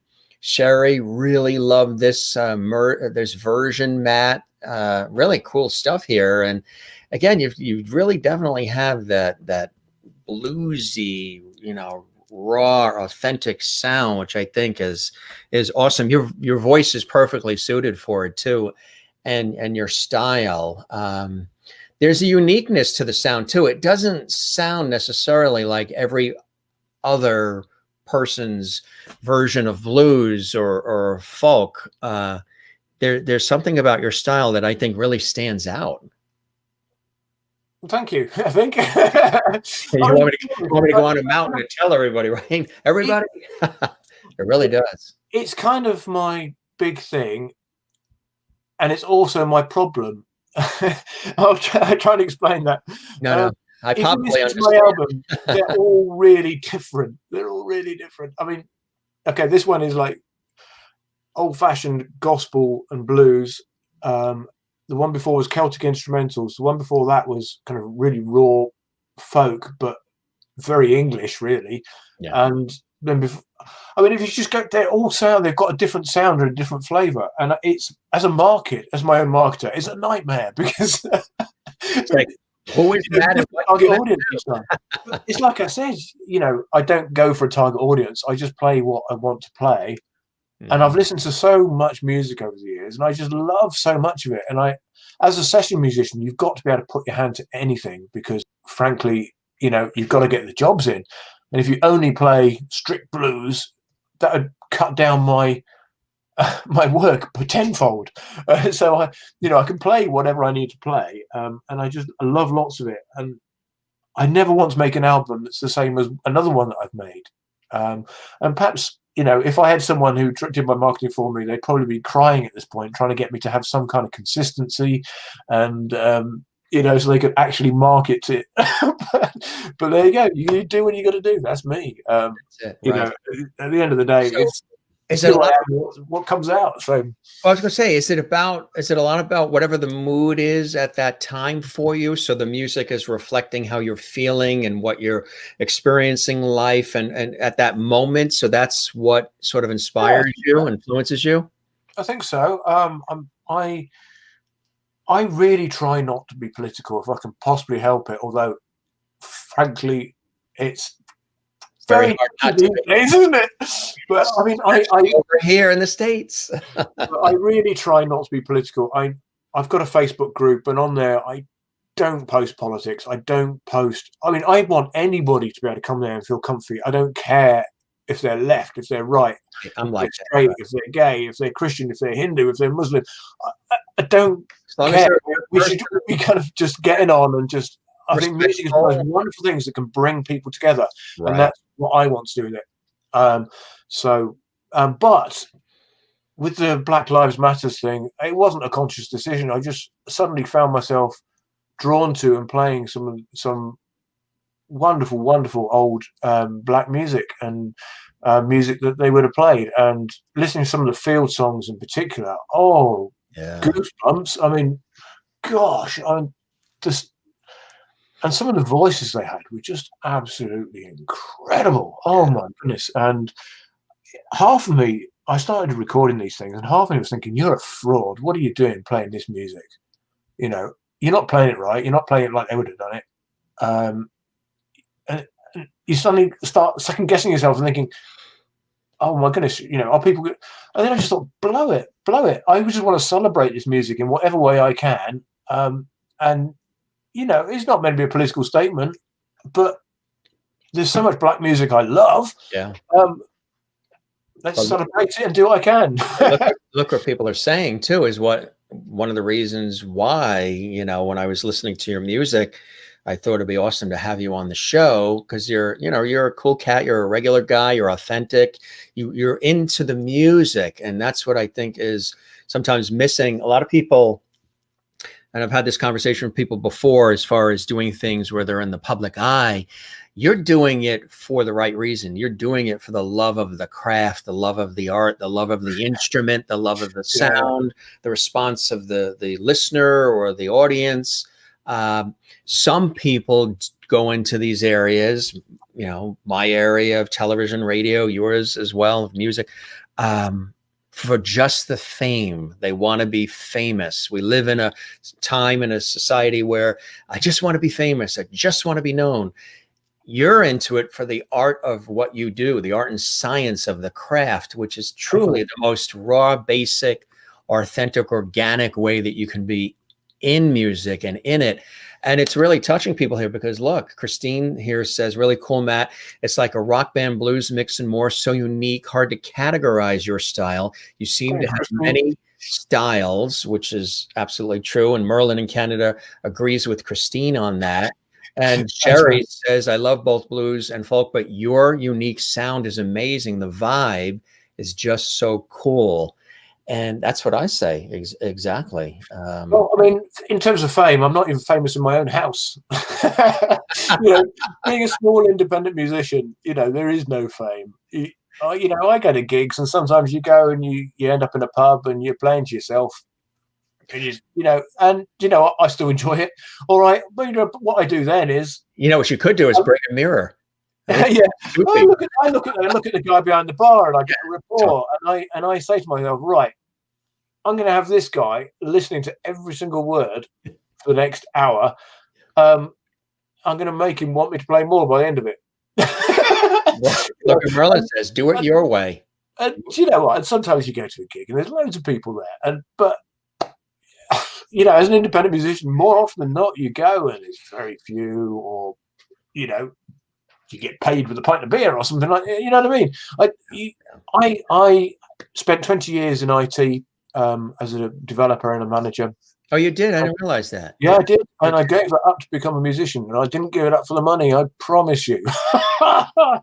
But saved up the money from that to be able to walk from that? Because that wasn't easy, absolutely. I'm sure, to walk from that, right? Yeah. Just don't give up your day job, kids. If you give up your day job, you're going to be a successful musician. You've probably got another thing coming. But what I did was I saved up. And I made it so I could do a transition into music. And if it completely flopped, then, you know, I wasn't literally going to starve my family, fortunately. So you suggest, because there's a lot of artists out there of all kinds, whether they're actors, they're singers, whatever, where they come right out of the gate, where they don't have that foundation of the resources, the money, sort of some sense of financial security, and then they're broke. You know, they're waiting tables, or they're doing whatever they can just to eat for the love of the craft, hoping to get that big break. So would you suggest always have that side gig, always have that other job that's more stable, and either you got to do what you got to do, and it depends on your family commitments. I've got a wife and a family, and although obviously my wife Abby, who is just been so amazingly supportive, which is a blessing. I wouldn't be doing it if she wasn't. But you've got to do what's in your heart and get on with it. But at the end of the day, you've got to be sensible with it. I think you have to plan. There is no big break. Frankly, I don't.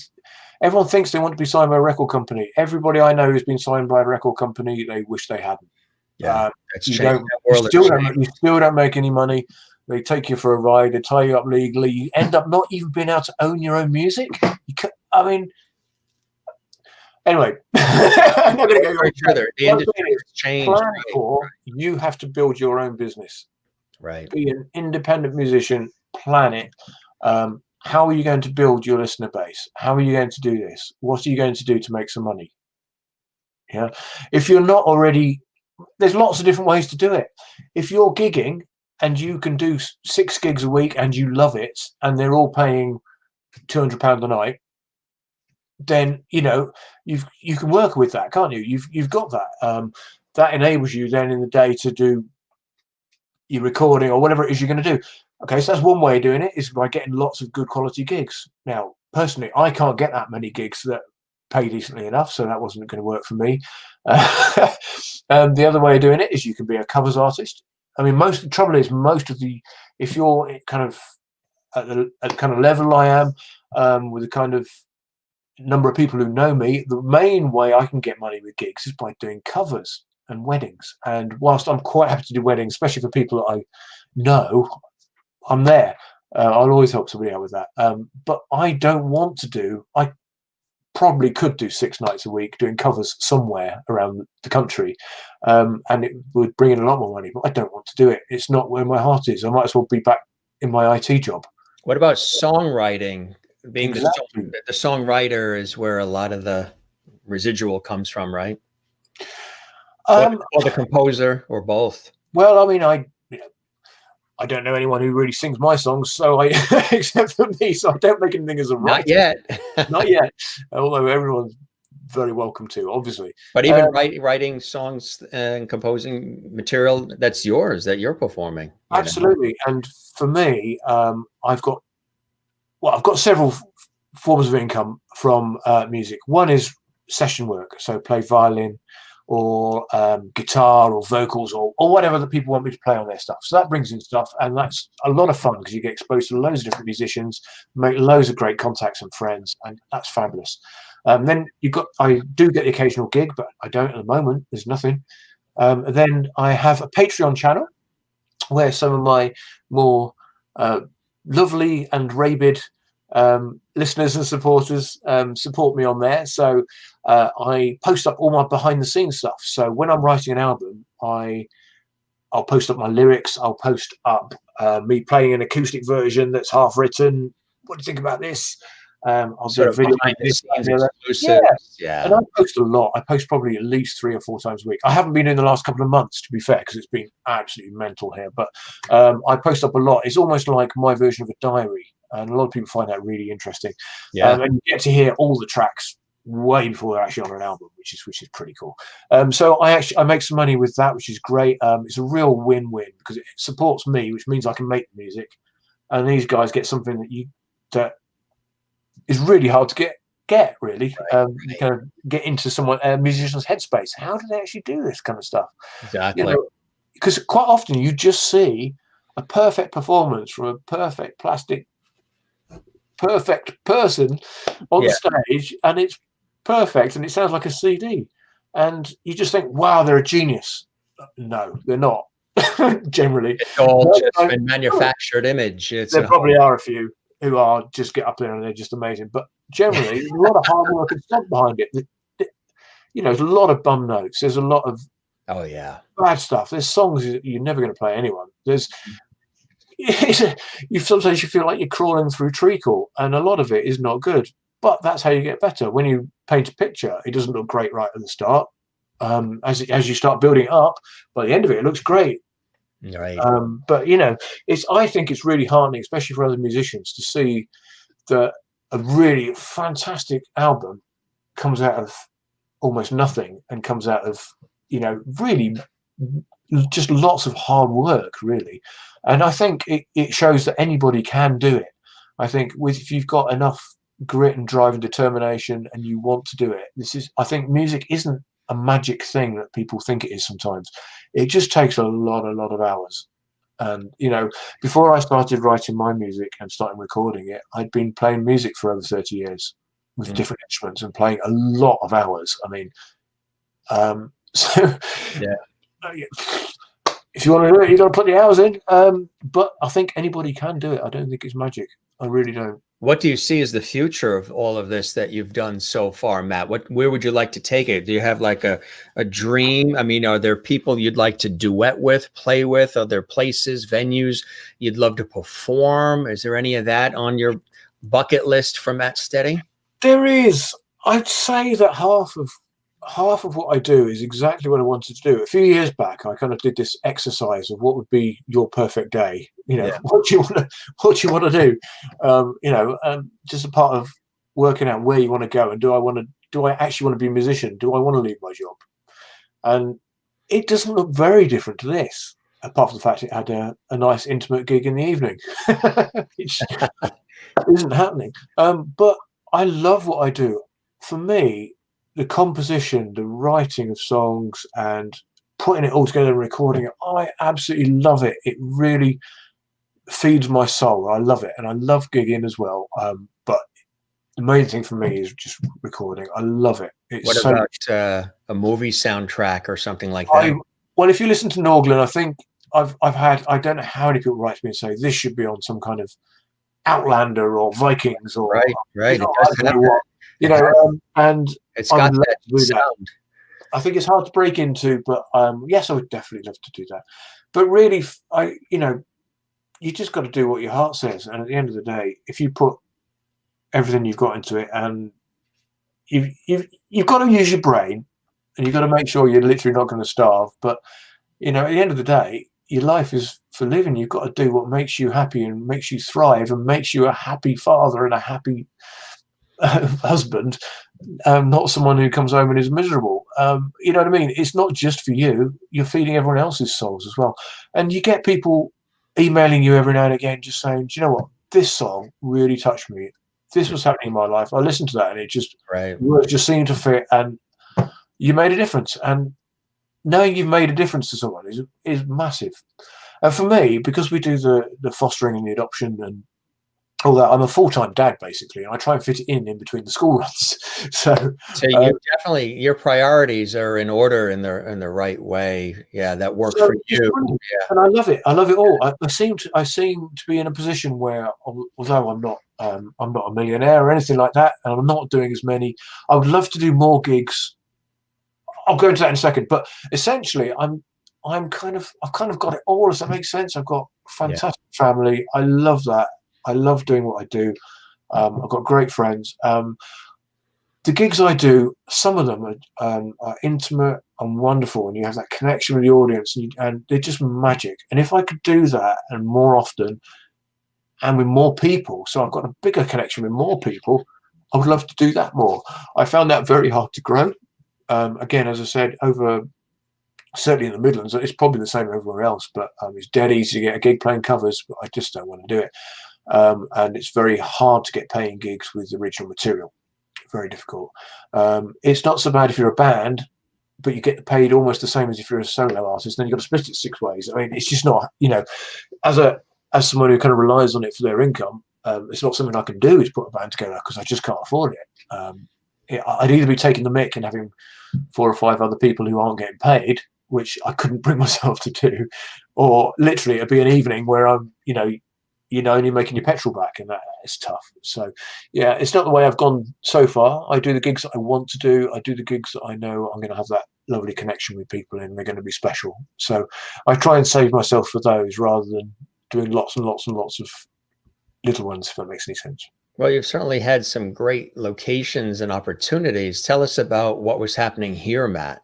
Oh, this is in Todmorden, which is kind of way up north. Yes, photos courtesy of Frank Roper. Thank you for putting that. That's kind. Mm-hmm. And this was a fantastic evening. There's a group of musicians that we loosely play together. John Reed and his son Duncan Reed, and Kieran and Jad, and there's a few others as well. And they hired out this amazing church in Todmorden, and we went up there, and we all had a set, and it was just absolutely magic. The atmosphere and the people were just so special, and they're really, really good friends, all of those musicians, and I just love playing with them and around them, and that was fantastic. That was got to be one of my favourite evers. I think the sound in the church is like nothing else. Yeah, I played in some churches where you literally don't need a mic.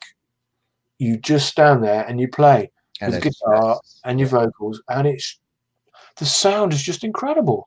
Yeah. It's just wonderful. Some churches are just magnificent from that. Very angelic in a way. Yeah, absolutely. Yeah. So I got a lot of photos from Frank, so that was nice. And all the different instruments too. You played all those different ones while you were there? Yeah. Oh yes. This is really funny actually, because I had a different instrument for every song. That's what to say. You must have done that. Yeah, I did. So this was an experiment. You can see I've got headphones on. The reason for that is this gig was the first gig that I did where I didn't just play. I played with backing. I'm not going to say this so. Not like karaoke, but basically all the instruments on the backing I've played myself and are from the album tracks. And then I take the guitar or the violin and my vocals out of the album tracks and I play them with it, kind of mixed together. So you get the full band sound, but obviously it's just me there. And it was surprising how well it worked. So I wasn't 100% sure if it would work. I didn't want it to sound like karaoke. That was my main worry with it, but I figured it was worth a go. So I've done a few of those, and they've gone down pretty well. But they're really, in terms of my efforts, it's just extraordinarily difficult to put everything together and play it. It's absolutely exhausting, and you've got so many instruments there, and you've got so much potential for something going wrong. Yeah, with all those different wires and all the different instruments, and it's hard. You set it all up. It's a lot easier just picking up an acoustic and bashing out some of your old songs. You know what I mean? So it's not something I do a lot of. He comes with all the instruments. He sets it all up. He sings all for one low price. How could you miss? He's one-stop shop. So yeah, that was a good night. That was a good night. Yeah, I mean, you gave them everything there. that night, huh? Yeah, uilleann pipes. You saw a picture of the uilleann pipes. So that's Irish bagpipes. I'm not exactly world class in them, but I can play well enough to play what I need to play. And there we go, uilleann pipes, and they've got a wonderful evocative sound. And again, it took me years to be able to save up for those because they're not cheap. I have to say, not like guitars. But after listening to Iona for so many years, I had to get some. Yeah, absolutely. I mean, yeah, look at us. You've pulled out all the stops with this. This is a cool shot too. Yes, that was one of my first gigs. I think my dad took that photo. That's at a place called Thrussington, and that's quite nearby. It was like a garden fete. We went there, and it was great. I was singing. There was a load of toddlers all dancing around. It was really good fun. They look so like Scottish, Irish. It just had. And you said you've got Scottish in you, right? Yes, yeah. I've been doing my family tree the last couple of years, which has been absolutely incredible. And yes, I'm an 8th Scottish, so not a massive proportion. I'm also, I think, 16th French, and a 16th from Malaysia. Oh wow! It's called now anyway. So yeah, that's a cool shot there. That's my daughter Indigo. Obviously, she's 20 now. She wasn't very young. She wasn't very old then. Beautiful. But we did a lovely gig, and for the gig, we did a couple of promo photos. I've got a friend here that I worked with called Nick Siertinas, and we worked together for many years. In fact, I'm actually doing a little bit of contract work for him at the moment, which is really good fun. And he's a magnificent photographer, and he's done all my photo work for my albums over the last, I don't know how many years now. So I feel very lucky to have him. He really captures something I don't even see in myself sometimes, if that makes any sense. That's a beautiful father-daughter shot. Just the way you're looking at each other, you couldn't fake it. It's so real, the way you're looking at each other. It's a beautiful. Yeah, we have an absolute blast. I mean, sometimes we go to places and there's a big audience, and that's great fun, and we perform. You know what I mean? And on occasion, we go to a place and it's just there's nobody here. What? I don't care. I love playing while you're singing, Indigo. Let's bash it out. And we just look at each other and we mess about and we laugh and joke and we sing and we dance about. And often we get people coming in halfway through or whatever. Who cares? We just love. We just love doing music together. And you're spending beautiful quality time with family. Here's another great shot in that church there. Oh, well, look at that. What church was that, you said? Todmorden. And that is in where? That's in where you are, Leicester? Is that? No, it's up north. 1 second. Let me get the exact place for you because this is wonderful. I'm on the computer, so I can actually Google this. It's amazing. You don't have to look at the. It's in Yorkshire. It's in Yorkshire. It's near Hebden Bridge. That kind of Yorkshire. Place. Yeah, Yorkshire. So when I come over to visit the family, I have to stop by there, and maybe you'll be performing.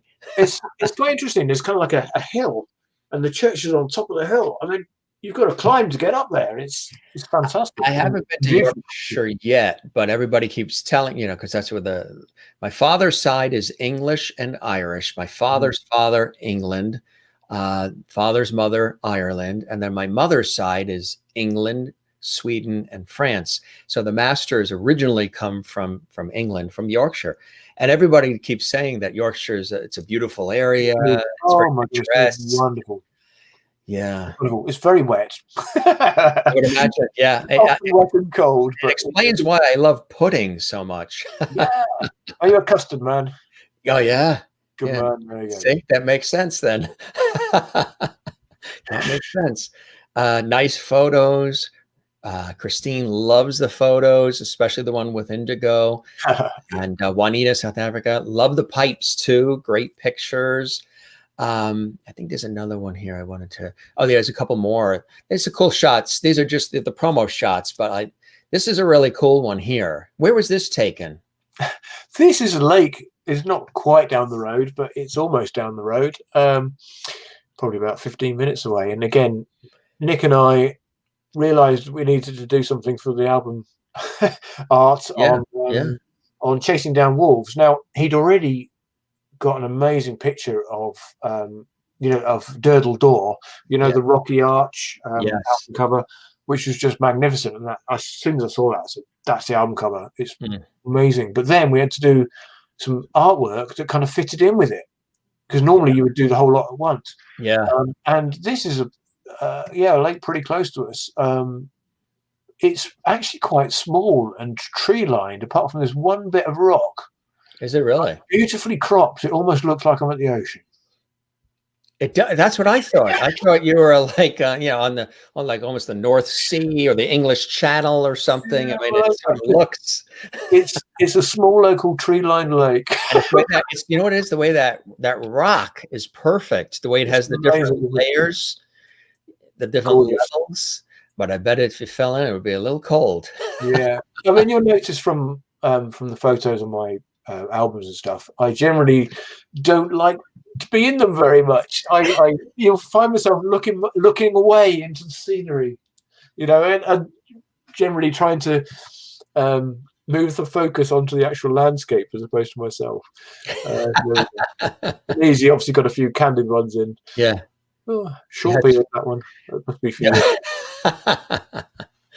That's cool. So, it does sound like you've got it, of course, with everything that's going on this year. What have you learned this year? I was going to say, it sounds like you've got all the priorities in order and you know what you want, you're following it, you're not rushing things. But what are some things you've learned about yourself this year? A lot of people this year have said in all aspects of life, no matter what they do for a living or what they've done with their lives so far, that this pause that we've had, this local, regional, national, global pause that we've had collectively has given them pause to stop and think about the things they've done in their life thus far, the things that maybe they've been doing to please others. And now people are looking at their own souls and their own selves and say, gee, I always wish that I wrote that book, or I picked up the guitar, or I studied that, or I did that.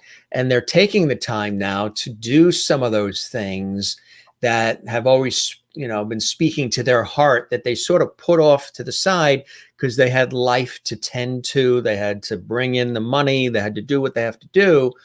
Some even made other people rich instead of themselves. How about you? Yeah, I know how that is. What have you learned from all of this about yourself and about your observations of life in this time of sort of pause and uncertainty that we've all been going through there and here? I think you find out what's important to you by what you miss. And also you find yourself, if you've been doing anything and you didn't really want, well, not that you didn't really want to do it, but if you're not missing it after you've been in lockdown for 3 months, then should you be doing it? Does that make any sense? I mean, there's things that I do dearly miss. And in a way, it's almost given those a boost, because now I know how much they mean to me, if that makes any sense. And there's other things that I've done that I haven't missed at all. And in fact, I've almost felt a relief because I haven't been able to do them. And so that's an interesting, as long as you can see what you're doing there and the kind of that, I think that's a really useful thing, because it makes you stop and listen. I think the main thing is, though, we've all realised just how important our family and friends are, people are. I certainly have. I've spent a lot of time with my family, especially with the smaller kids, because I did homeschooling for I don't know how long. In the first lockdown, I did 3 days a week, and Abby did 2 days a week, and I kind of really enjoyed that, and I certainly enjoyed spending a lot of time with the kids. I wouldn't want to do it again, although I did have to a few weeks back because their class bubble burst because someone tested positive. So then we had them at home for another 2 weeks. But yes, I miss seeing some of my friends. I haven't seen Nick for a little while, and I go around to his house every few weeks, and we have a steak and a beer, and watch a corny film and whatever. And I'm missing that. So, but we text and all that. So you kind of realize who you're thinking about, and you're thinking, oh, I'd like to go and see them, or be nice to have a coffee with such and such and such. And yeah, so I think it just kind of pinpoints what's important to you and what isn't. It kind of strips it away slightly. Yeah, it's a big reminder, right? You've got to remember that I'm in a position where we're not millionaires, as I say, but we're not worried about where the next loaf of bread is coming from at the moment. So there are people going through lockdown which aren't exactly navel gazing. They're desperate. And I really, really feel for them. And I know there's a lot of people in that position, and it's really, really hard and tricky. And there's other people who are just off work on furlough, watching Netflix and eating. And I'm not saying that's wrong. What else can you do? You've got to do what you've been told to do. Right. It almost seems unfair. You get these two different groups of people, and I'm somewhere in between where I can't furlough myself because I can't not work for some of my clients, but my work amount has gone down. I haven't got as much session work, less gigs, etc., etc. So I've kind of been caught in between two stools. There's help for self-employed people, but I'm not self-employed because I did a limited business for myself. Right. But I can't furlough myself because I'm not going to let my clients down by not working for them. So you're in the middle. So I'm in the middle. So I don't get any kind of assistance or anything like that. But I'm not complaining. I've taken on a bit of IT work to tide me over at the same time, as well as doing the fostering the music and all that. So it's busy times. So yes, it's been very, very busy, but I'm still enjoying myself. And as I said, we're really in the lucky group, which is there's a lot of people there who are really, really struggling with it. And I think there's a lot of people who are lonely, and depression, anxiety. Absolutely. And again, I'm in a house full of voices. There's 6 of us here, and it is noisy. I've got new kittens. Yeah, you're right. Abby got me some birthday kittens, and you had to go and get them early before the lockdown happened again. So they were 8 weeks old, so they're gorgeous. So there's just movement and noise everywhere in the house. Good. It's light. There's no way of being lonely, but I know some people are living in an apartment alone or whatever, where there's no sound. And I mean, I haven't. I've seen my parents a handful of times this year. Right. I haven't hugged my mum for 8 months. Yeah. And we haven't been able to. They've had it a lot worse than me because they were being sheltered, so they weren't really going out the house at all for the first lockdown, and now they still can't do quite a lot of stuff. So you have to be safe, right? How tough is the lockdown there in England right now? It's hard to say. I mean, you're not allowed to go and meet anybody else really. One-on-one, you can go and meet one-on-one as long as you're 2 meters away and you're outdoors, etc., etc. Certain hours of the day too. Do you have to be inside by a certain time of night? I don't know. I don't think so. I haven't heard that one. But essentially, for us, we're just not seeing anybody at the moment because there's 6 of us. I mean, I could go out and meet. We're not either. Do a photo shoot with Nick, for instance, or I could go and drive down and see my mum, which I probably should do. How far away is she from you? How long? Oh, about an hour and a half. About an hour and a half. It's just too long just to pop down for a cup of tea. You know what I mean? You got to, and with the kids and everything, it's finding the time to do it isn't as easy as it should be, unfortunately. It's tough for us because our folks had moved from New York to Florida, and that's about 1,200 miles away. Yeah, that's a lot further. So it's going to no excuse now. You got to either get more guilty. Either drive, or you got to do, which we normally would do, or you've got to do the plane. You drive that far? Yeah. About 22 hours straight. Stop off a couple of times, and maybe Virginia, North Carolina, food, bathroom, whatever, and then just maybe once in Georgia. Straight down Interstate 95, the East Coast, straight down. And I tend to be the driver, and because I find it as a challenge. You do get tired, but everybody's like, okay, we'll take the wheel. You should rest. I'm like, I don't want to give up the wheel. No, it's like a challenge. We're going to get there. You guys sleep. I'll be still here. Crazy. It's a long Yeah, a drive. lot of music to listen to, don't you? Yeah, lots of music. We go through all the music. Absolutely. Yeah, we usually fly down summer and then we drive down because there's Christmas packages and everything. But now everybody's trying to figure out what to do. Thanksgiving here in the States is like a week away, and they're telling everybody don't get together because it's the COVID here in the United States is through the roof. It's unbelievable. There's like 153,000 people a day that are now getting it positive. And there's like 1,000, 1,500 a day that are dying. I mean, it's absolutely so beyond what it should be.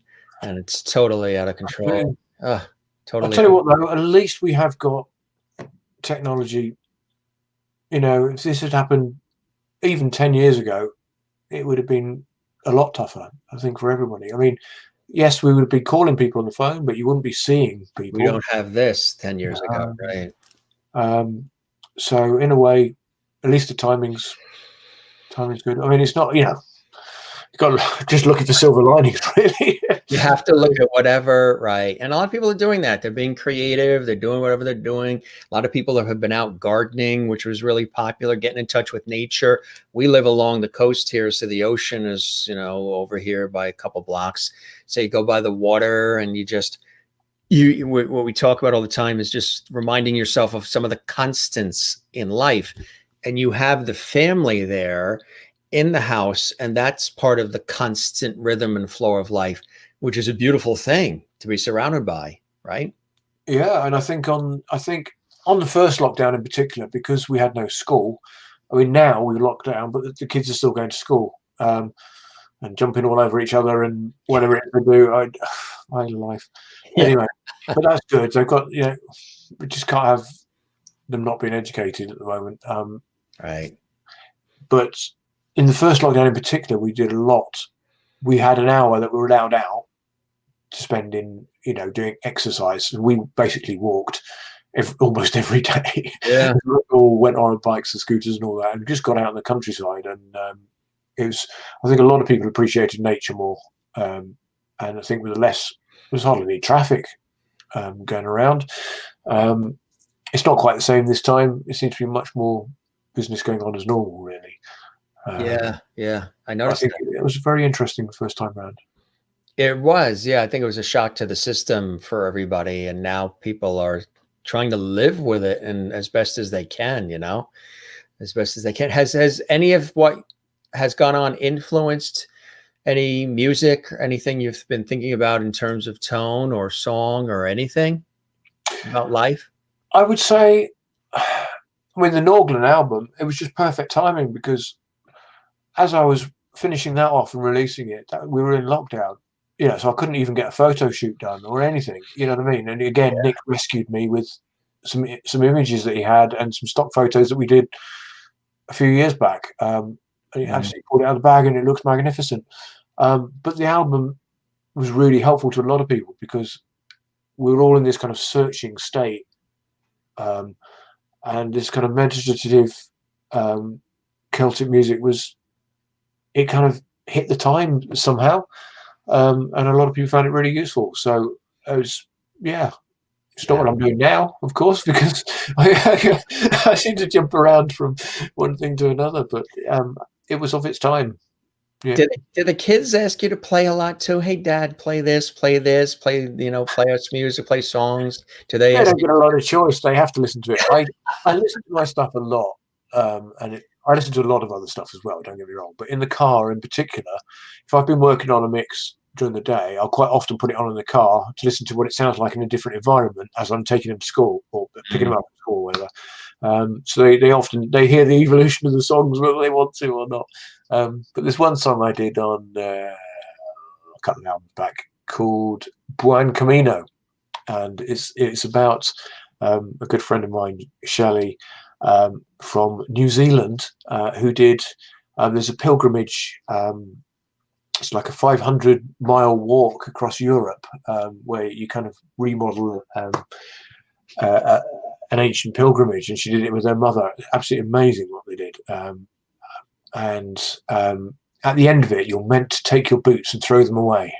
It's like I've done this and I've finished it and I don't need these anymore. And so I wrote a song called Buen Camino, and in it it's got the line, I'm going to throw my boots away. And the littlest girl at the time, she really kind of resonated with her. She, first of all, she thought it was, I'm going to throw my booze away. But I had to reassure her I wasn't an alcoholic, really. But no, that's the one she always asked for. Can we have throw your boots away, Dad? Yeah. Well, that's funny. At least she didn't say, I guess, what I said once, which I didn't even know what I was saying. I must have heard it. Somebody said, well, they actually said son of a bitch. And I was a little kid and I must have heard that. So I said to my aunt, sour bits. And she had an idea of what I was trying to say. I bet that didn't go well for you. You know, when you're a kid, you try to interpret and you can never say what the adults say. So son of a bitch became sour bits. And it's like, wait a minute, what? The parents found out about that one, of course. Did you just say that? I didn't even know what I was saying. I thought I was saying something pleasant. I didn't even know that, at 6, the definition of what even the real word was, but you sort of, how it is. we had the same girl come home this week from school, and she was complaining and starting to cry because the other kids were teasing her because she didn't know any of the F words. Bless her. Yeah, bless her. I mean, I was going to say. I was quite proud of her. Right. Usually it's the opposite. Yeah. That's amazing. So, Matt, this was really great. I mean, the amount of time you gave it, we've been talking for over 2 hours and no way. Oh, yeah. That's what everybody says. It's so conversational. We just let it flow, we just let it flow. And you are definitely welcome back anytime. And I know it's late for you there. It's like 11 after 11, right? Oh, don't panic. I mean, started at 9 p.m. your time. I appreciate that. Are the kids in bed or are they watching TV? I certainly hope so. Yeah, they're right. Yeah, I mean, everybody's quiet. I mean, we had Oscar Blue on from Ireland. He's 21, 22. He's a great musician and singer too. And he was in Dublin and he was at Trinity University when he did the conversation last week. And what he did was, and I tell you, his, the chaps, as they called them, the lads, his college roommates were very, very gracious because he lives with 5 other dorm room buddies.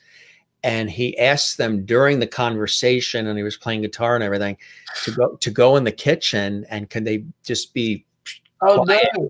And they did it. They did it the whole time. A couple of them commented, they were watching online and they commented in comments, which was cool. His friend Sean did. But I mean, to get 5 college-age guys to be silent in a dorm room for 2 hours, they said you owe them a lot of Guinness or something. You owe them something because, God bless you, whatever power you have, Oscar. So, I mean, because I'm noticing it's very quiet there. It is. You don't even hear. Usually by now, kittens would be, they'd be trying to scratch to get in. That is funny. Well, before we go, yes. Just got one thing for you, if that's. Sure, yeah. Basically, I've got a whole bunch of CDs made. I had a cracking deal from a lovely distributor friend of mine, and he's made me a whole bunch of CDs. So what I've done is I've put a compilation album together. Oh, basically, wow. 1 track from each album, 2 off one of them, I think. Nice. It's almost like a menu of, like this, why not try this album? It's like a potpourri of different sounds, right? Yeah, exactly. And basically, I'm giving it away for free, so people can hear what I sound like. I do ask people to pay the postage because otherwise my accountant will fire you. Instead of you firing him, he'll fire you. Exactly. I have to fire myself. That's it. But if anybody fancies one of those CDs, then if you go to mattsteady.com, it's at the top of the front page. There's a you'll see it on there anyway. But you're very welcome to have one of those.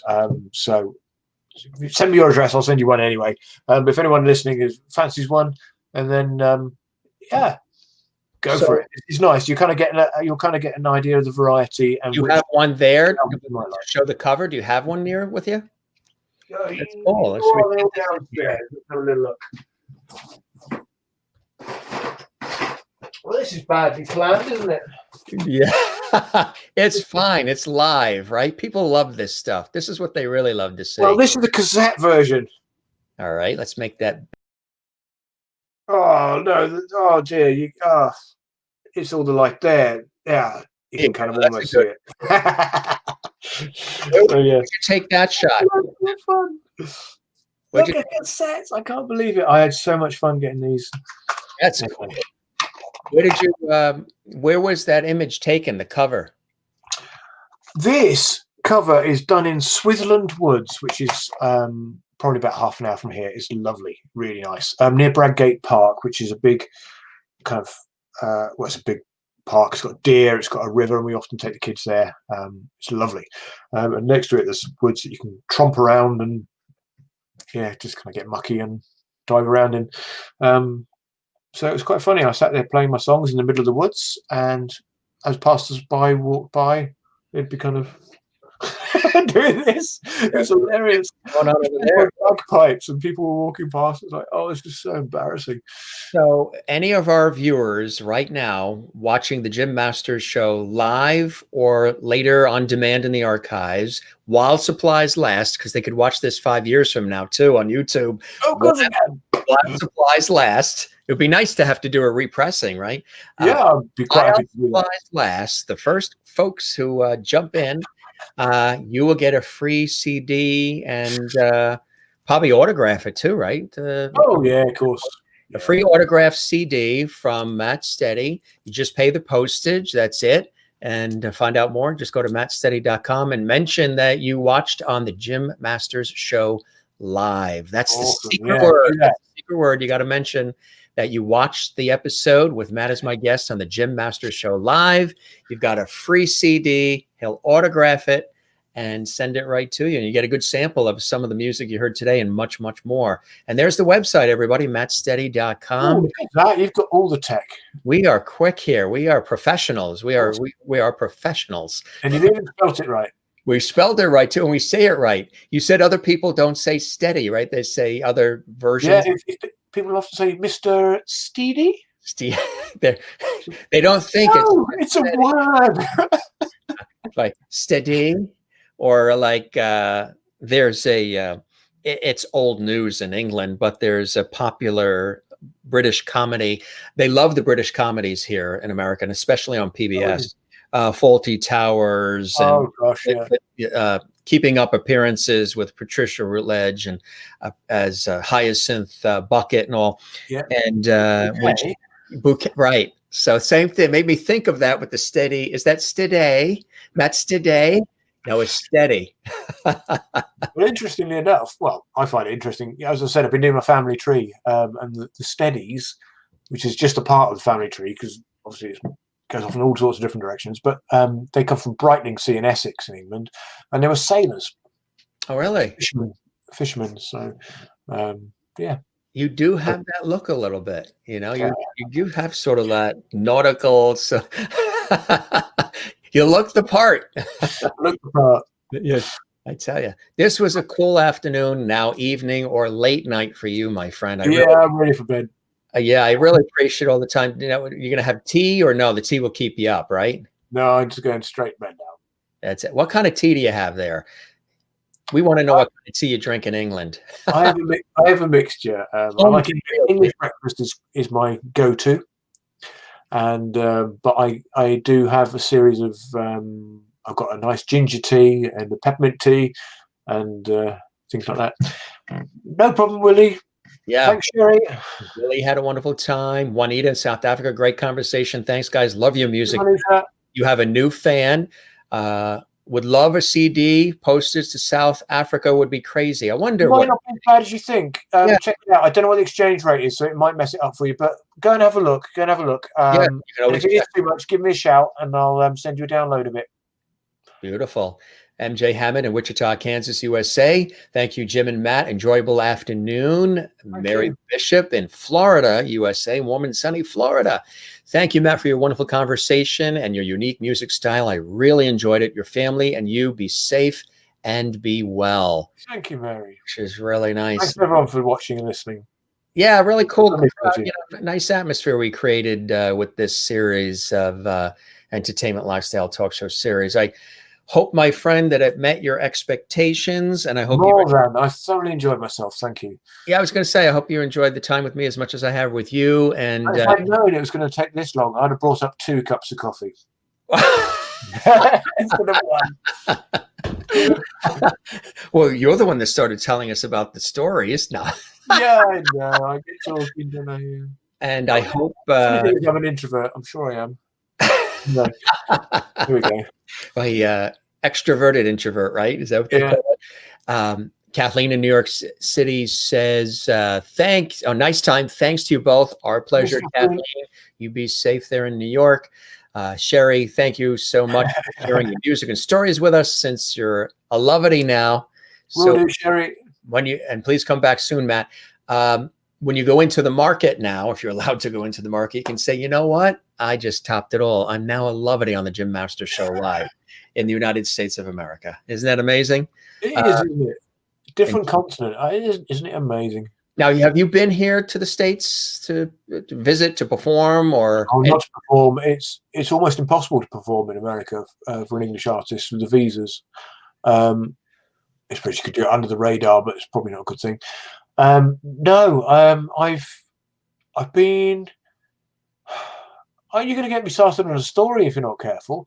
I've been a couple of times just over the border. Once at Niagara Falls, just to say I'd done it, and then once we landed in an airport because we're going somewhere else. But then my wife and I had 2 weeks in Las Vegas, but not for what you think we had it for. We had it for a stick fighting competition that we were participating in. A stick fight? What's that? Well, you know what a stick is?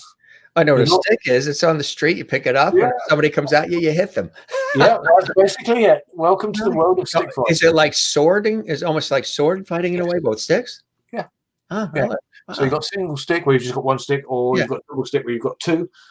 It's a fantastic sport. It's fast and furious and fairly brutal and great fun. Everyone shakes their hand at the end of it. It's a great sport. So we went there for the World Championships, and yeah. So you call that a stick up? We had a good time. That's that Irish humor slipping in there every once in a while. It slips in. I have no control of it. It slips in on its own. Thanks, Jim and Matt, for a lovely conversation. You're such a great person with a huge heart. Happy you are able to play your music, balance your family life. You're talented and so kind. Lovety from Christine Clifton in North Carolina. Christine. North Carolina, USA. Matt says good night to as well. Good night, Willie. Across the way there in the Netherlands. And again, my friend, it was a blast, and keep in touch. You're welcome back anytime. Maybe lovely. I'll see if I can catch the live ones if it's not literally in the middle of the night. But I'll keep an eye on there. Everything's archived, and if you know of other folks you think would like to pop on, let me know. We can have them come on. We'll have you come back. Maybe you can play a little bit more when you're back. But yes, that'd be nice. Yeah, I'd love to play for you. But keep me posted on everything, and you be well. It was awesome meeting you here on the show, and I'm glad that you were able to hop on. And truly, thanks for all of the amount of time. It was great. You're so welcome. Learning about you, and your music is fantastic, and I wish you a lot of luck with it. All right. Thank you very much. You take care. You be well, and have great holidays too. Okay. Cheers, Ed, and you. Cheers. Take care. Bye now. Great guest, great guy, and a super talent. Wouldn't you say? That is Matt Steady there in England. And you got a real good taste of his music, and organic, authentic, raw, real. And he plays, based on what his feelings are. And I think that's a cool way to do it. And you don't really hear that a lot anymore. A lot of times everything is always so super electronic. Of course, you got to have digital elements in everything today, because that's makes it much more affordable. Christine says, thanks, Jim and Matt, for a lovely conversation. Yep, we got that. Thank you very much. Sherry says, another wonderful show, Jim. Being here with you in Lovety Hall and hanging out with all the Loveties always makes my day so much brighter. Thank you. I appreciate that. And, I'm just looking at my hair and I'm looking at the picture on our logo. Boy, was my hair a lot shorter then than it is now. No haircut since March, since this whole pandemic started. It's just, we've been just letting it grow and go. And fortunately, because I do the radio shows out of the house and the home studio, and I had a couple of shoots, but what I did a trick. It was for a news program. It was a news TV feature shoot. So what I did, the trick was we pulled the hair back a little bit. So it was nice and neat. And I had a turtleneck on and we tucked it.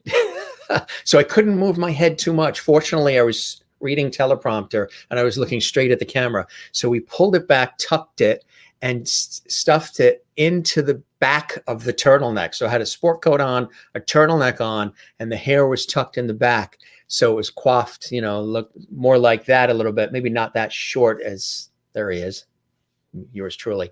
So it worked out. It worked out by putting it into the turtleneck. So I have to make sure when I'm in the TV studio, if they need me to have it shorter, for now, I'll do the turtleneck. Eventually we'll get it cut, but I wanted to grow it long for a long time. And I think this is probably the longest I've ever had it. I don't think I've ever had it this long. I look like, people say, you look like a beetle, pretty much. So happy birthday to Chris. Yes, Chris. There he is. That's right. Oh, happy birthday to your son once again. That's, of course, Matt's son. Absolutely. Pleasure to meet you, Matt. Take care. He can see all of these too, so that's good.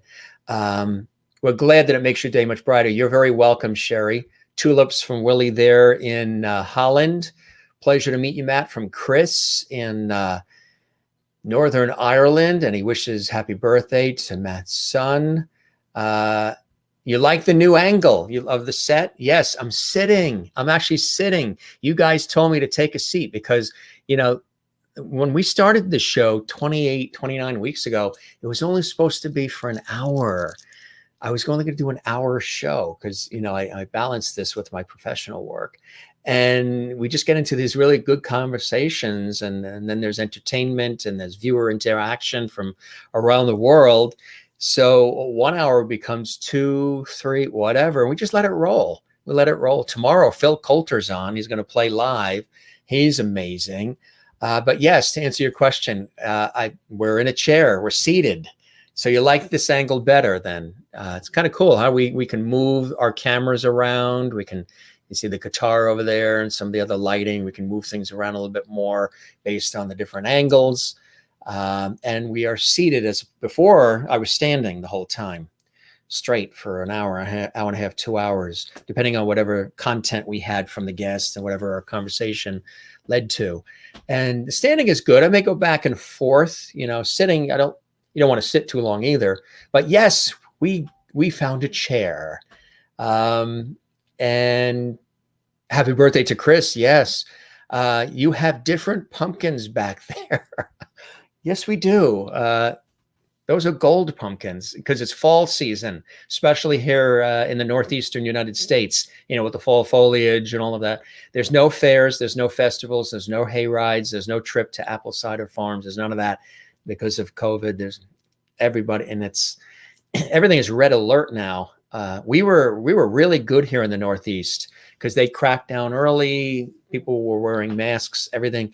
But now even we are ticking up here in the Northeastern United States. So it's getting a little dicey. So everybody's staying home. But yeah, those are gold pumpkins. We had the orange one there that you guys liked. And I think back there somewhere, you see Gilligan back there, right? And there's the tulips that Willie likes. Right there, and there's Gilligan from Gilligan's Island. There's the Telly Award. There's the jazz player. There's the director's chair with the action sign, the guitar. No, over there. I'm trying to see what else. Back there it is. I think you can see somewhere in there is that crystal turtle that Juanita likes. We move things around. We change things. We're going to be changing things around for holidays too. More of a Christmas scene. Using my TV background and spicing things up. Thought you were going to say you slicked the hair back for the shoot. Never thought about tucking it in the turtleneck. See, tucking it in the turtleneck was good. I don't want to slick it because if I slicked it, then if it popped out, it would be slicked. So it would probably be pointy and sticking out. At least it still was soft by putting it. Golden apples. I think I did throw some hairspray in it to hold it back. I needed to do some hairspray to hold it back, because it was a news anchor look, because I do news reporting, I do television hosting, I do commercials, I host other shows. I host a lifestyle travel TV series. I have worked for years with public television hosting. I host a television news magazine show out of New York, where we usually fly all around the country and beyond, or guests come to the television studio and we do news programs and segments there. I do a lot of voiceover work. That's why I thought Matt would be great for voiceover work. He's got a cool look and a great sound, but golden apples sound good, right? It's 6:30 here, so it's about dinner time. Usually we start our show at 7. So, okay, you want to sing? Does everybody want to sing happy birthday to Chris in Ireland? If Chris is still there, Chris in Comer. We toast you and you and you and you. Actually, when I first started the show in the earlier episodes, I was seated. I used to sit. And sometimes on Saturday night, we'd have a disco ball. I may go back to that for the fun of it. But we would be seated. I would be seated. Me and maybe George Burns. It's a lot easier for me to grab George Burns, too, than when I was standing. There's George. George, I can bring closer to you, too. Look at him. Look at that, huh? There's George. And Gilligan's back there. Do you see Gilligan back there? Gilligan's there. He's over there now. And there's your Genie bottle. Genie's there. You see Genie, right? And Silver is over with Lin on the other side. But you got your Jimmy here, too. It's going to put a smile on your face. There's Jimmy. Now I can really bring Jimmy close. Nice, clear picture. And, of course, we toast all of you as well. So who's going to join me in singing happy birthday to... Well, we'll sing happy birthday to Matt's son, and we'll sing happy birthday to Chris in Northern Ireland, right? Everybody ready to go? Again, my voice isn't prepped, and I've been talking for hours, and I love how everybody wishes everybody happy birthday. Thank you very much, Flower Power. Fun night with you. Jim and Matt, you didn't ask him about the mountains or the ocean. That's a good question. Some of those pictures that he was by water, right? So you don't know. He could be an ocean guy, or he could be a mountain guy. It's a great shot with his daughter, Indigo, huh? Some really cool shots with our friend Matt Steady. And I'll keep you abreast of what he's doing. Don't forget, he's offering exclusively for our audience a free autograph CD, which is a compilation of some of his music, some of what you've heard today, but a lot more. If you go to his website, mattsteady.com, that was a very generous, cool, exclusive thing that he offered for our audience exclusively. Let's see if we can find that again. Yeah, if you contact him at mattsteady.com, you mention you watched on the Jim Masters Show Live. That's the key thing. You got to say Jim Masters Show Live. And we hope you subscribe to our YouTube channel at Jim Masters TV. We would love that. We're building that channel with lots of cool content. He'll send you a free CD autographed. You just pay for the postage. That's all. And Flower Power's in her warm, soft PJs coming up, going up to bed soon. She says, night, night. Willie, Pandas, happy birthday to Chris. All right, so let's do happy birthday to Chris, all right? We'll throw together whatever we can. La, la, la, la. Everybody, you're going to join me? I wish I could see all of you singing and hear all of you singing with us. I just got a nice note from Matt thanking all of us for being so nice and generous to him. I appreciate that. It was really cool having him on the show. There's George. George, you're going to sing too? See, now because I'm seated, I can have George join us. All right. We'll do what we can because I haven't really rehearsed. Maybe I should take some of this. This is just lemonade. This is low-calorie lemonade from Trader Joe's. And it's delicious. It's refreshing. All right, ready? Who's going to join me? It's Chris's birthday, and it's Matt's son's birthday. So let's wish them happy birthday from Jim Masters Show and all the lovities. And 3, 2, 1. 3, 2, 1, 3, 2, 1. Happy birthday to you. Happy birthday to you. Happy birthday, dear Chris, in Northern Ireland. Happy birthday to you. There you go. And now we're going to do happy birthday to Matt's son. We don't know Matt's son's name, but we'll just say Matt's son. All right. I see Willie singing along and Juanita is singing along. I can hear you. You sound very, very good. The harmony section. Nice. Happy birthday, Chris. Happy birthday, Matt's son. All right, 3, 2, 1 for Matt's son. Not all hosts do this, you know. What do you think, George? You going to join me? Yeah, I'm going to join you in a second. All right, George. Thank you very much. Live entertainment on Saturday night. 3, 2, 1. Happy birthday to you. Happy birthday to you. Happy birthday, Matt's son. Happy birthday to you. There you go. Happy birthday to Chris in Northern Ireland. Happy birthday to Matt's son in England. From Jim Masters, George Burns, and all of the lovities out there. Cool stuff, cool stuff. Tomorrow, big guest tomorrow. Fabulous guest tomorrow. Amazing guest tomorrow. Wonderful friend, Phil Coulter. And he mentioned it on his Lockdown Lounge show today. Good, Chris. We wished you happy birthday. We sang you happy birthday. Pretty cool, huh? Just for you and for Matt's son. Happy birthday, Chris and Matt's son. Lots of levity here on this show. Thanks, Willie. Juanita, thank you very much. I should have grabbed the mic. See, now seated, I can grab the mic and I can sort of do it like, sort of like this, you know, a little more seductive perhaps, and maybe, you know, a little more lower key. What do you think? We're broadcasting live worldwide, George. Juanita is here and she gives us claps. Mary Bishop gives us claps and hearts. Very nice, Mary Bishop. And tomorrow we have coming up next on the Jim Masters Show Live, we have Phil Coulter, the extraordinary Phil Coulter. He's excited to be here. We're excited to have him. He and I have been chatting all day. We have lots of music tomorrow, and he's going to be performing, not performing. Lord, I hope not. He's going to be performing. Yes, yes. I do a lot of voice work, Willie. I can go low, I can go high. Phil Coulter is going to be with us. Phil Coulter is responsible for so much music. If you never heard the Phil Coulter Christmas album, it's basically called Phil Coulter's Christmas. It is beautiful. I've had that album for years, and we always play it at Christmas time along with a lot of other music. It's instrumental. It's a beautiful Christmas album. He is a multi-talented instrumentalist.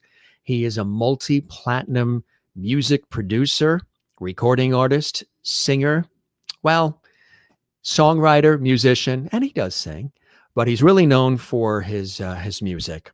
He's going to be performing live. A couple of you asked, will he perform the song The Old Man? And yes, he will. That if you've never heard that song, the very first time I ever heard the song The Old Man was when I was interviewing John McDermott, the Irish tenor, the Irish singer John McDermott, who came over here to the United States, and he had a public television special, and he was in the studio live, and I was interviewing him. And this was a Phil Coulter song, The Old Man. There's other versions. I believe some of the guys from Celtic Thunder, Ryan Kelly, I believe, sang it as well, and others. But it's a really, really moving and beautiful song. He's going to be doing that song live for us, as well as some of his other classic songs. He's going to be at the piano. He's going to be having a wonderful conversation. He's going to be having a wonderful time because we're going to welcome him with open arms. It's going to be a lot of Irish crack, lots of levity, great inspiring conversation, and live music, plus some other videos and photos and stories. We're going to talk about his autobiography, which I have here and have been reading. Got to finish it up tonight. His music and lyric book he sent me autographed as well. This is not just an Irish musical treasure, but a worldwide international treasure, Phil Coulter. Very, very excited and blessed to have him on the show. Big, big show tomorrow. So tomorrow, when Phil Coulter is here, the timing will be something about a man in a low voice. Why, thank you. What was it? Now you threw me off, Sherry. Let's see. What are we talking about? Oh, yes. Let's get back to Phil Coulter. You guys are funny. What do you think, George? See, George, now I can have George right next to me. He can co-host. The time for tomorrow's show, very important, very important. You got to know the time. Tomorrow, the show is not at 7 p.m. And if I talk long enough, we're going to start at 7 p.m. right now. It's 3 p.m. Eastern tomorrow here on YouTube exclusively, okay? So tomorrow, Phil Coulter will be our very special guest, live from Ireland at the piano.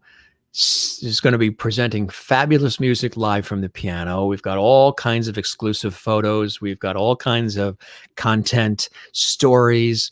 It's going to be something else. And a lot of people in Ireland and the UK and throughout Europe, and I've been hearing from all around the world, actually, and here in the United States and Canada, a lot of people are very excited about this special guest appearance. And I'm very honored and very excited. I just asked him outright. I said, hey, Phil, would you like to pop on? And he said, absolutely, Jim. I have a lot of stories to tell, and we'll have some good times and a lot of music to share.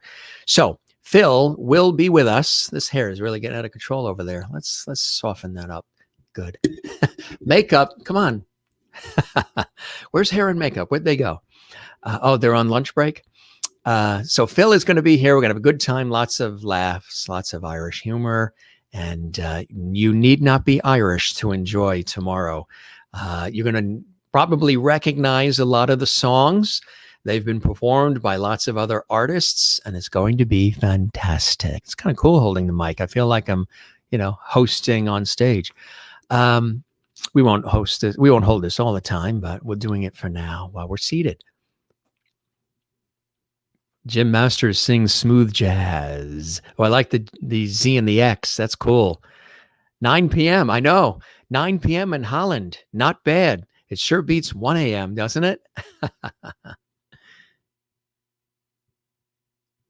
Yes, that's beautiful you said that. So happy birthday to you, Chris, in Northern Ireland. And of course, Phil Coulter, right? You could probably even say a lot. He's a national treasure there. Phil's wife, Geraldine, was a huge hit in South Africa in the 90s. Every household had her long play. Yes. His lovely wife, Geraldine, as well. We have photos and a whole bunch of things that he has sent me personally for tomorrow's show. Juanita says, great show tonight again, Jim. Thanks. See you all tomorrow night, 2200. Good night, lovities. You as well. We thank you very much for joining us. It was a pleasure having you on our show. There's a couple more comments coming in here. Thank you, Jim. My pleasure, Chris. Hope you join us tomorrow, 3 p.m. Eastern, which is this time here in the Eastern United States, which is 2 o'clock, 3 p.m. Eastern, 2 p.m. Central, 1 p.m. Mountain Time, noon Pacific. And in United Kingdom, in Ireland and Scotland and Northern Ireland and Ireland, it'll be 8 p.m., which is perfect. And in South Africa, I think you said 2200. Yep. It's going to be 9 p.m. in Holland and Sweden and Germany and Austria and I believe France and Spain too, Italy. So it's going to be cool. 8 p.m. in your time there, 3 here. And then you just go backwards, 3, 2, 1, 12 until you fall into the Pacific Ocean. And then I think it goes just earlier. I think it's the next day. Anyway, having fun here. You're very welcome, Chris. Jim, looking forward to Phil Coulter tomorrow at 3 p.m. Eastern. Hoping you receive my package, card, Father's Recipe Book soon. Mailed it out Monday. Okay, we will check. Nothing yet. We checked mail today. I did get more cookies from Tesla Bella in Florida. Remember I showed you guys the chocolate chip cookies that she made and she shipped north to us here from beautiful Florida? Well, we got another box yesterday, and these are Christmas cookies. Wow. I'll try to show them. I'm trying to think if I should do it tomorrow with Phil's show. Maybe I'll show them Monday. Well, I'm going to have to, in order for us to show you these cookies by Monday, we're going to have to freeze them because a number of them are already gone and the box just arrived yesterday. She called me and she said, Jim, there's another shipment of cookies coming your way. Go over to the post office box or have somebody run over and grab them. And we did that. And it was a phenomenal box that said fragile. And we cleared out a few of them with some hot chocolate, some Trader Joe's salted caramel hot chocolate. Those of you here in the States who have Trader Joe's, it's delicious. The salted caramel really adds something to the hot chocolate. I'm talking about food. I'm going to wake everybody up again. But it's really delicious. It's amazing, the salted caramel hot chocolate from Trader Joe's. So we had that with the cookies. The cookies are like these, almost like these vanilla cookies with the chocolate in the middle and sprinkles on top. I'll have to show you maybe on Monday. Monday, we're also going to do a new viewer of the week. We've been lax with that because we've been so busy with everything, but we're going to do another viewer of the week on Monday. Okay, so Monday we'll do that. Monday, we've got a great guest. Lyricist Bill Russell is with us on Monday, so we've got a great show. But tomorrow, Phil Coulter. It's going to be a big show. I remember seeing Phil Coulter on The Kelly Show, which was a local TV chat show here in Northern Ireland, which ran for many years, hosted by Jerry Kelly. Jerry Kelly was a fantastic host and presenter. Yes, I know Jerry Kelly, a terrific host and presenter. Good stuff. So it'll be 2100 your time there in Holland. Still a lot earlier than the usual time, right? Good night, Jim and all. Have a good night. Stay safe. Stay well. You too as well. Juanita, 2200. See you all tomorrow. Great show tonight, Jim. Lots of levity. It was a lot of fun, wasn't it, levities? I'll put this mic down here. And we will say goodnight to everybody. It's 6:45, almost 6:50. Anybody who missed us on YouTube will be looking for us on YouTube and Facebook saying, where's the 7 o'clock show? We try to promote the shows early so you know what time we're on and where we're going to be. So tomorrow it's YouTube, okay? Tomorrow's YouTube exclusively. And we toast all of you. This is your host, Jim Masters, thanking you for your time this time till next time. We shall return in the same spot. Thank you. I'm glad you enjoy that I'm seated and you like the positioning of everything here. You like the angles of the set. Good night, Jim. Take care. Stay safe. You too, Chris. Love having you there in Northern Ireland. And hopefully, when I come to Ireland, I was supposed to be there on a TV shoot this year, but with everything going on, that didn't happen.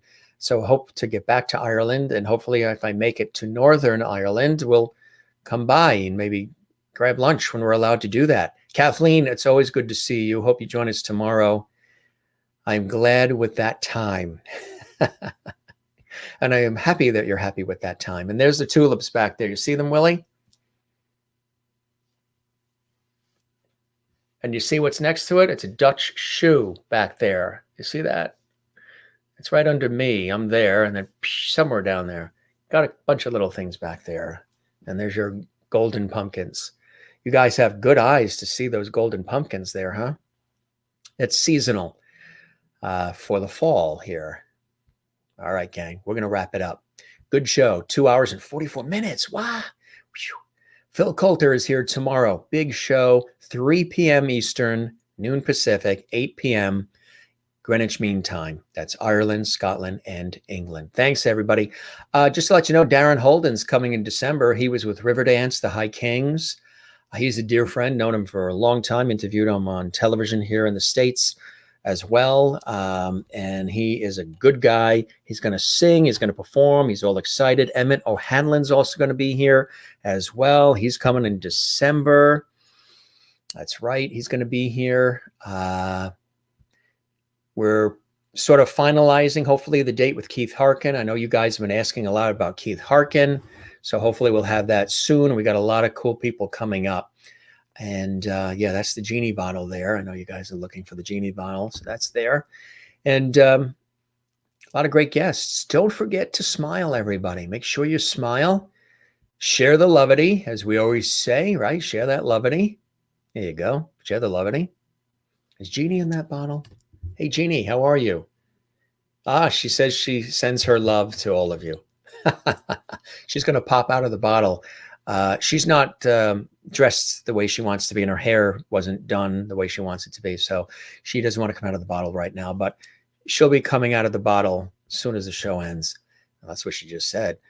And what else? Find your Zen place. My Zen place, of course, is with loving friends and family and the ocean and my career and music and writing and tennis, cycling, and of course the ocean. So you guys, and as you can see, I do a lot of different things in my career. A lot of different looks, a lot of different things, passing the levity however we can. All right, gang, you folks are truly the best. Love you all. Everybody watching all around the world, we thank you very much for joining us here on our show. It's always a pleasure to have you here on the Jim Masters Show live. We thank you for the time. We certainly hope that you get a lot of pleasure out of our shows that we put together here. We try to add a lot of different elements of conversation, bringing back the lost art of conversation, entertainment, viewer interaction, food, guests, as much as we can jam into this amount of time. And now seated. Tulips from Willie. Good night, all. Lovities and Jim Masterful. See you tomorrow. Thank you, Christine. Can't wait to get your father's book. And can't wait to bring that book to my mother in Florida, too, who loves to cook as well, because she will love to also whip up some of those recipes. We're going to whip up some of those recipes here at the house, and maybe we'll even put them. I got to do that with Ann Wozniak's book as well that she sent, and make a few things. We'll do it on another foodie show. Maybe we'll do a holiday foodie show. You guys, let me know if you want us to do that, a holiday show, maybe with cookies and holiday foods and things of that nature. That would be kind of cool. That would be really, really nice. Nice here, nice hair. Thank you, Willie. Appreciate that. Bye, bye, bye. All right. Good night. We'll see you tomorrow. All right. 3 p.m. Eastern. Nice early time. I'll be here. I'll be working late tonight getting the show ready. And we will see you 3 p.m. Eastern, New Pacific, 8 over in UK and Ireland.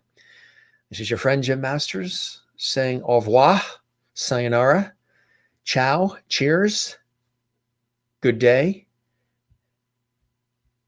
good night, fellow Lovities.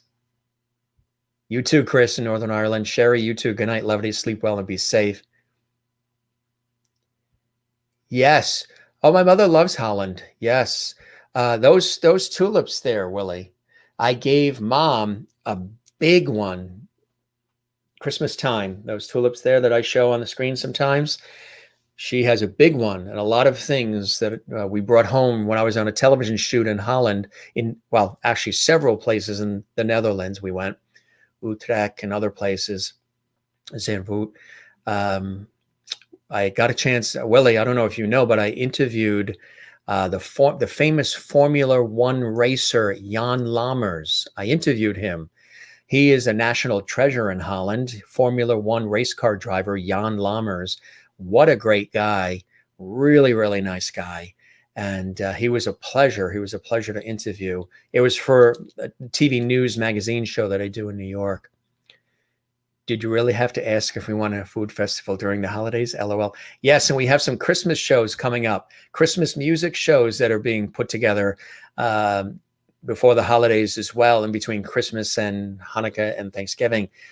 There's a few guests who you guys have fallen in love with, who are going to be back, and they're going to perform, and we're going to have a Christmas show or two. So we're working on a lot of things behind the scenes here. We got plans that we're already doing for the new year as far as 2021, and some cool things that we're going to be doing with our show and our series as we grow and expand further, that are going to be happening in 2021 with all of you a part of it. So hang in there. We got a lot of cool things happening, and I really love having you here, and keep spreading the word so we can welcome more and more people who, you know, they dip their feet in, they watch an episode or two, they check it out, they see what we're doing. The key thing is that every show is something different. Every day or night is something different. It's not the same. And that's what I like about it. So there's something on this show for everyone. All right. So I'm going to say goodnight, lovedies. Love you all. And thank you very much for being with us.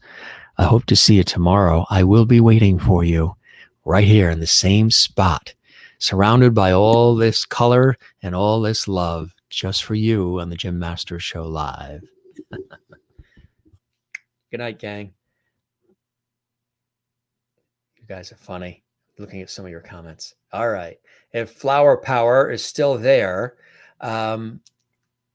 here's the theme. I know you sing or dance or wiggle in your bed or kitchen dance or whatever you do. Living room dance there in Allentown, Pennsylvania, United States, to our theme. There she is. I knew it. I knew if I said Flower Power, she'd pop on. We love you, Jen. Always remember that. We should have a New Year's Eve party together. Flower Power. And get ready to dance, Jen is Zen, because here comes the Jim Masters Singers and Orchestra. You guys ready? All right, get ready to cue the orchestra and the singers, because Jen is going to do backflips in her living room or her kitchen or wiggle in her bed. I think you said you're in your bed already, right? She's going to wiggle to our theme song, which she loves. All right, that's about it. Just wanted to have a little host chat with you guys too. I try to, whenever I have a little extra time, I like to chat with you guys and catch up with you, because I know you like to do that. And I love doing it too. I love to chat with you. And that's how this show started. We started really with me and you guys, the viewers. All right, that's about it. We'll see you tomorrow, okay? You guys take care. You have a great night. You be well. And another comment coming in. Ready? All right. Hit it. All right. And you know what we're going to do? We're going to do it. We're going to throw you a curve. We're going to do something really cool. We are going to do the countdown that we normally do in the beginning of the show, right? Is everybody ready? Crew, everybody ready? We're going to do the countdown we do when the show starts. We're going to give you a countdown for the theme. So that way there you can really get ready, okay? Jen is Zen, Flower Power. So here comes the countdown. You're going to have 30 seconds, and then you're going to have to start dancing, because the theme music is going to play. All right. Good night, gang. Love you all. It's always a pleasure having you here. Take care, and thanks for listening and watching and joining us on the Jim Masters Show Live. We'll see you tomorrow. All right. You be well. You take care and be safe. Bye-bye. Love you all.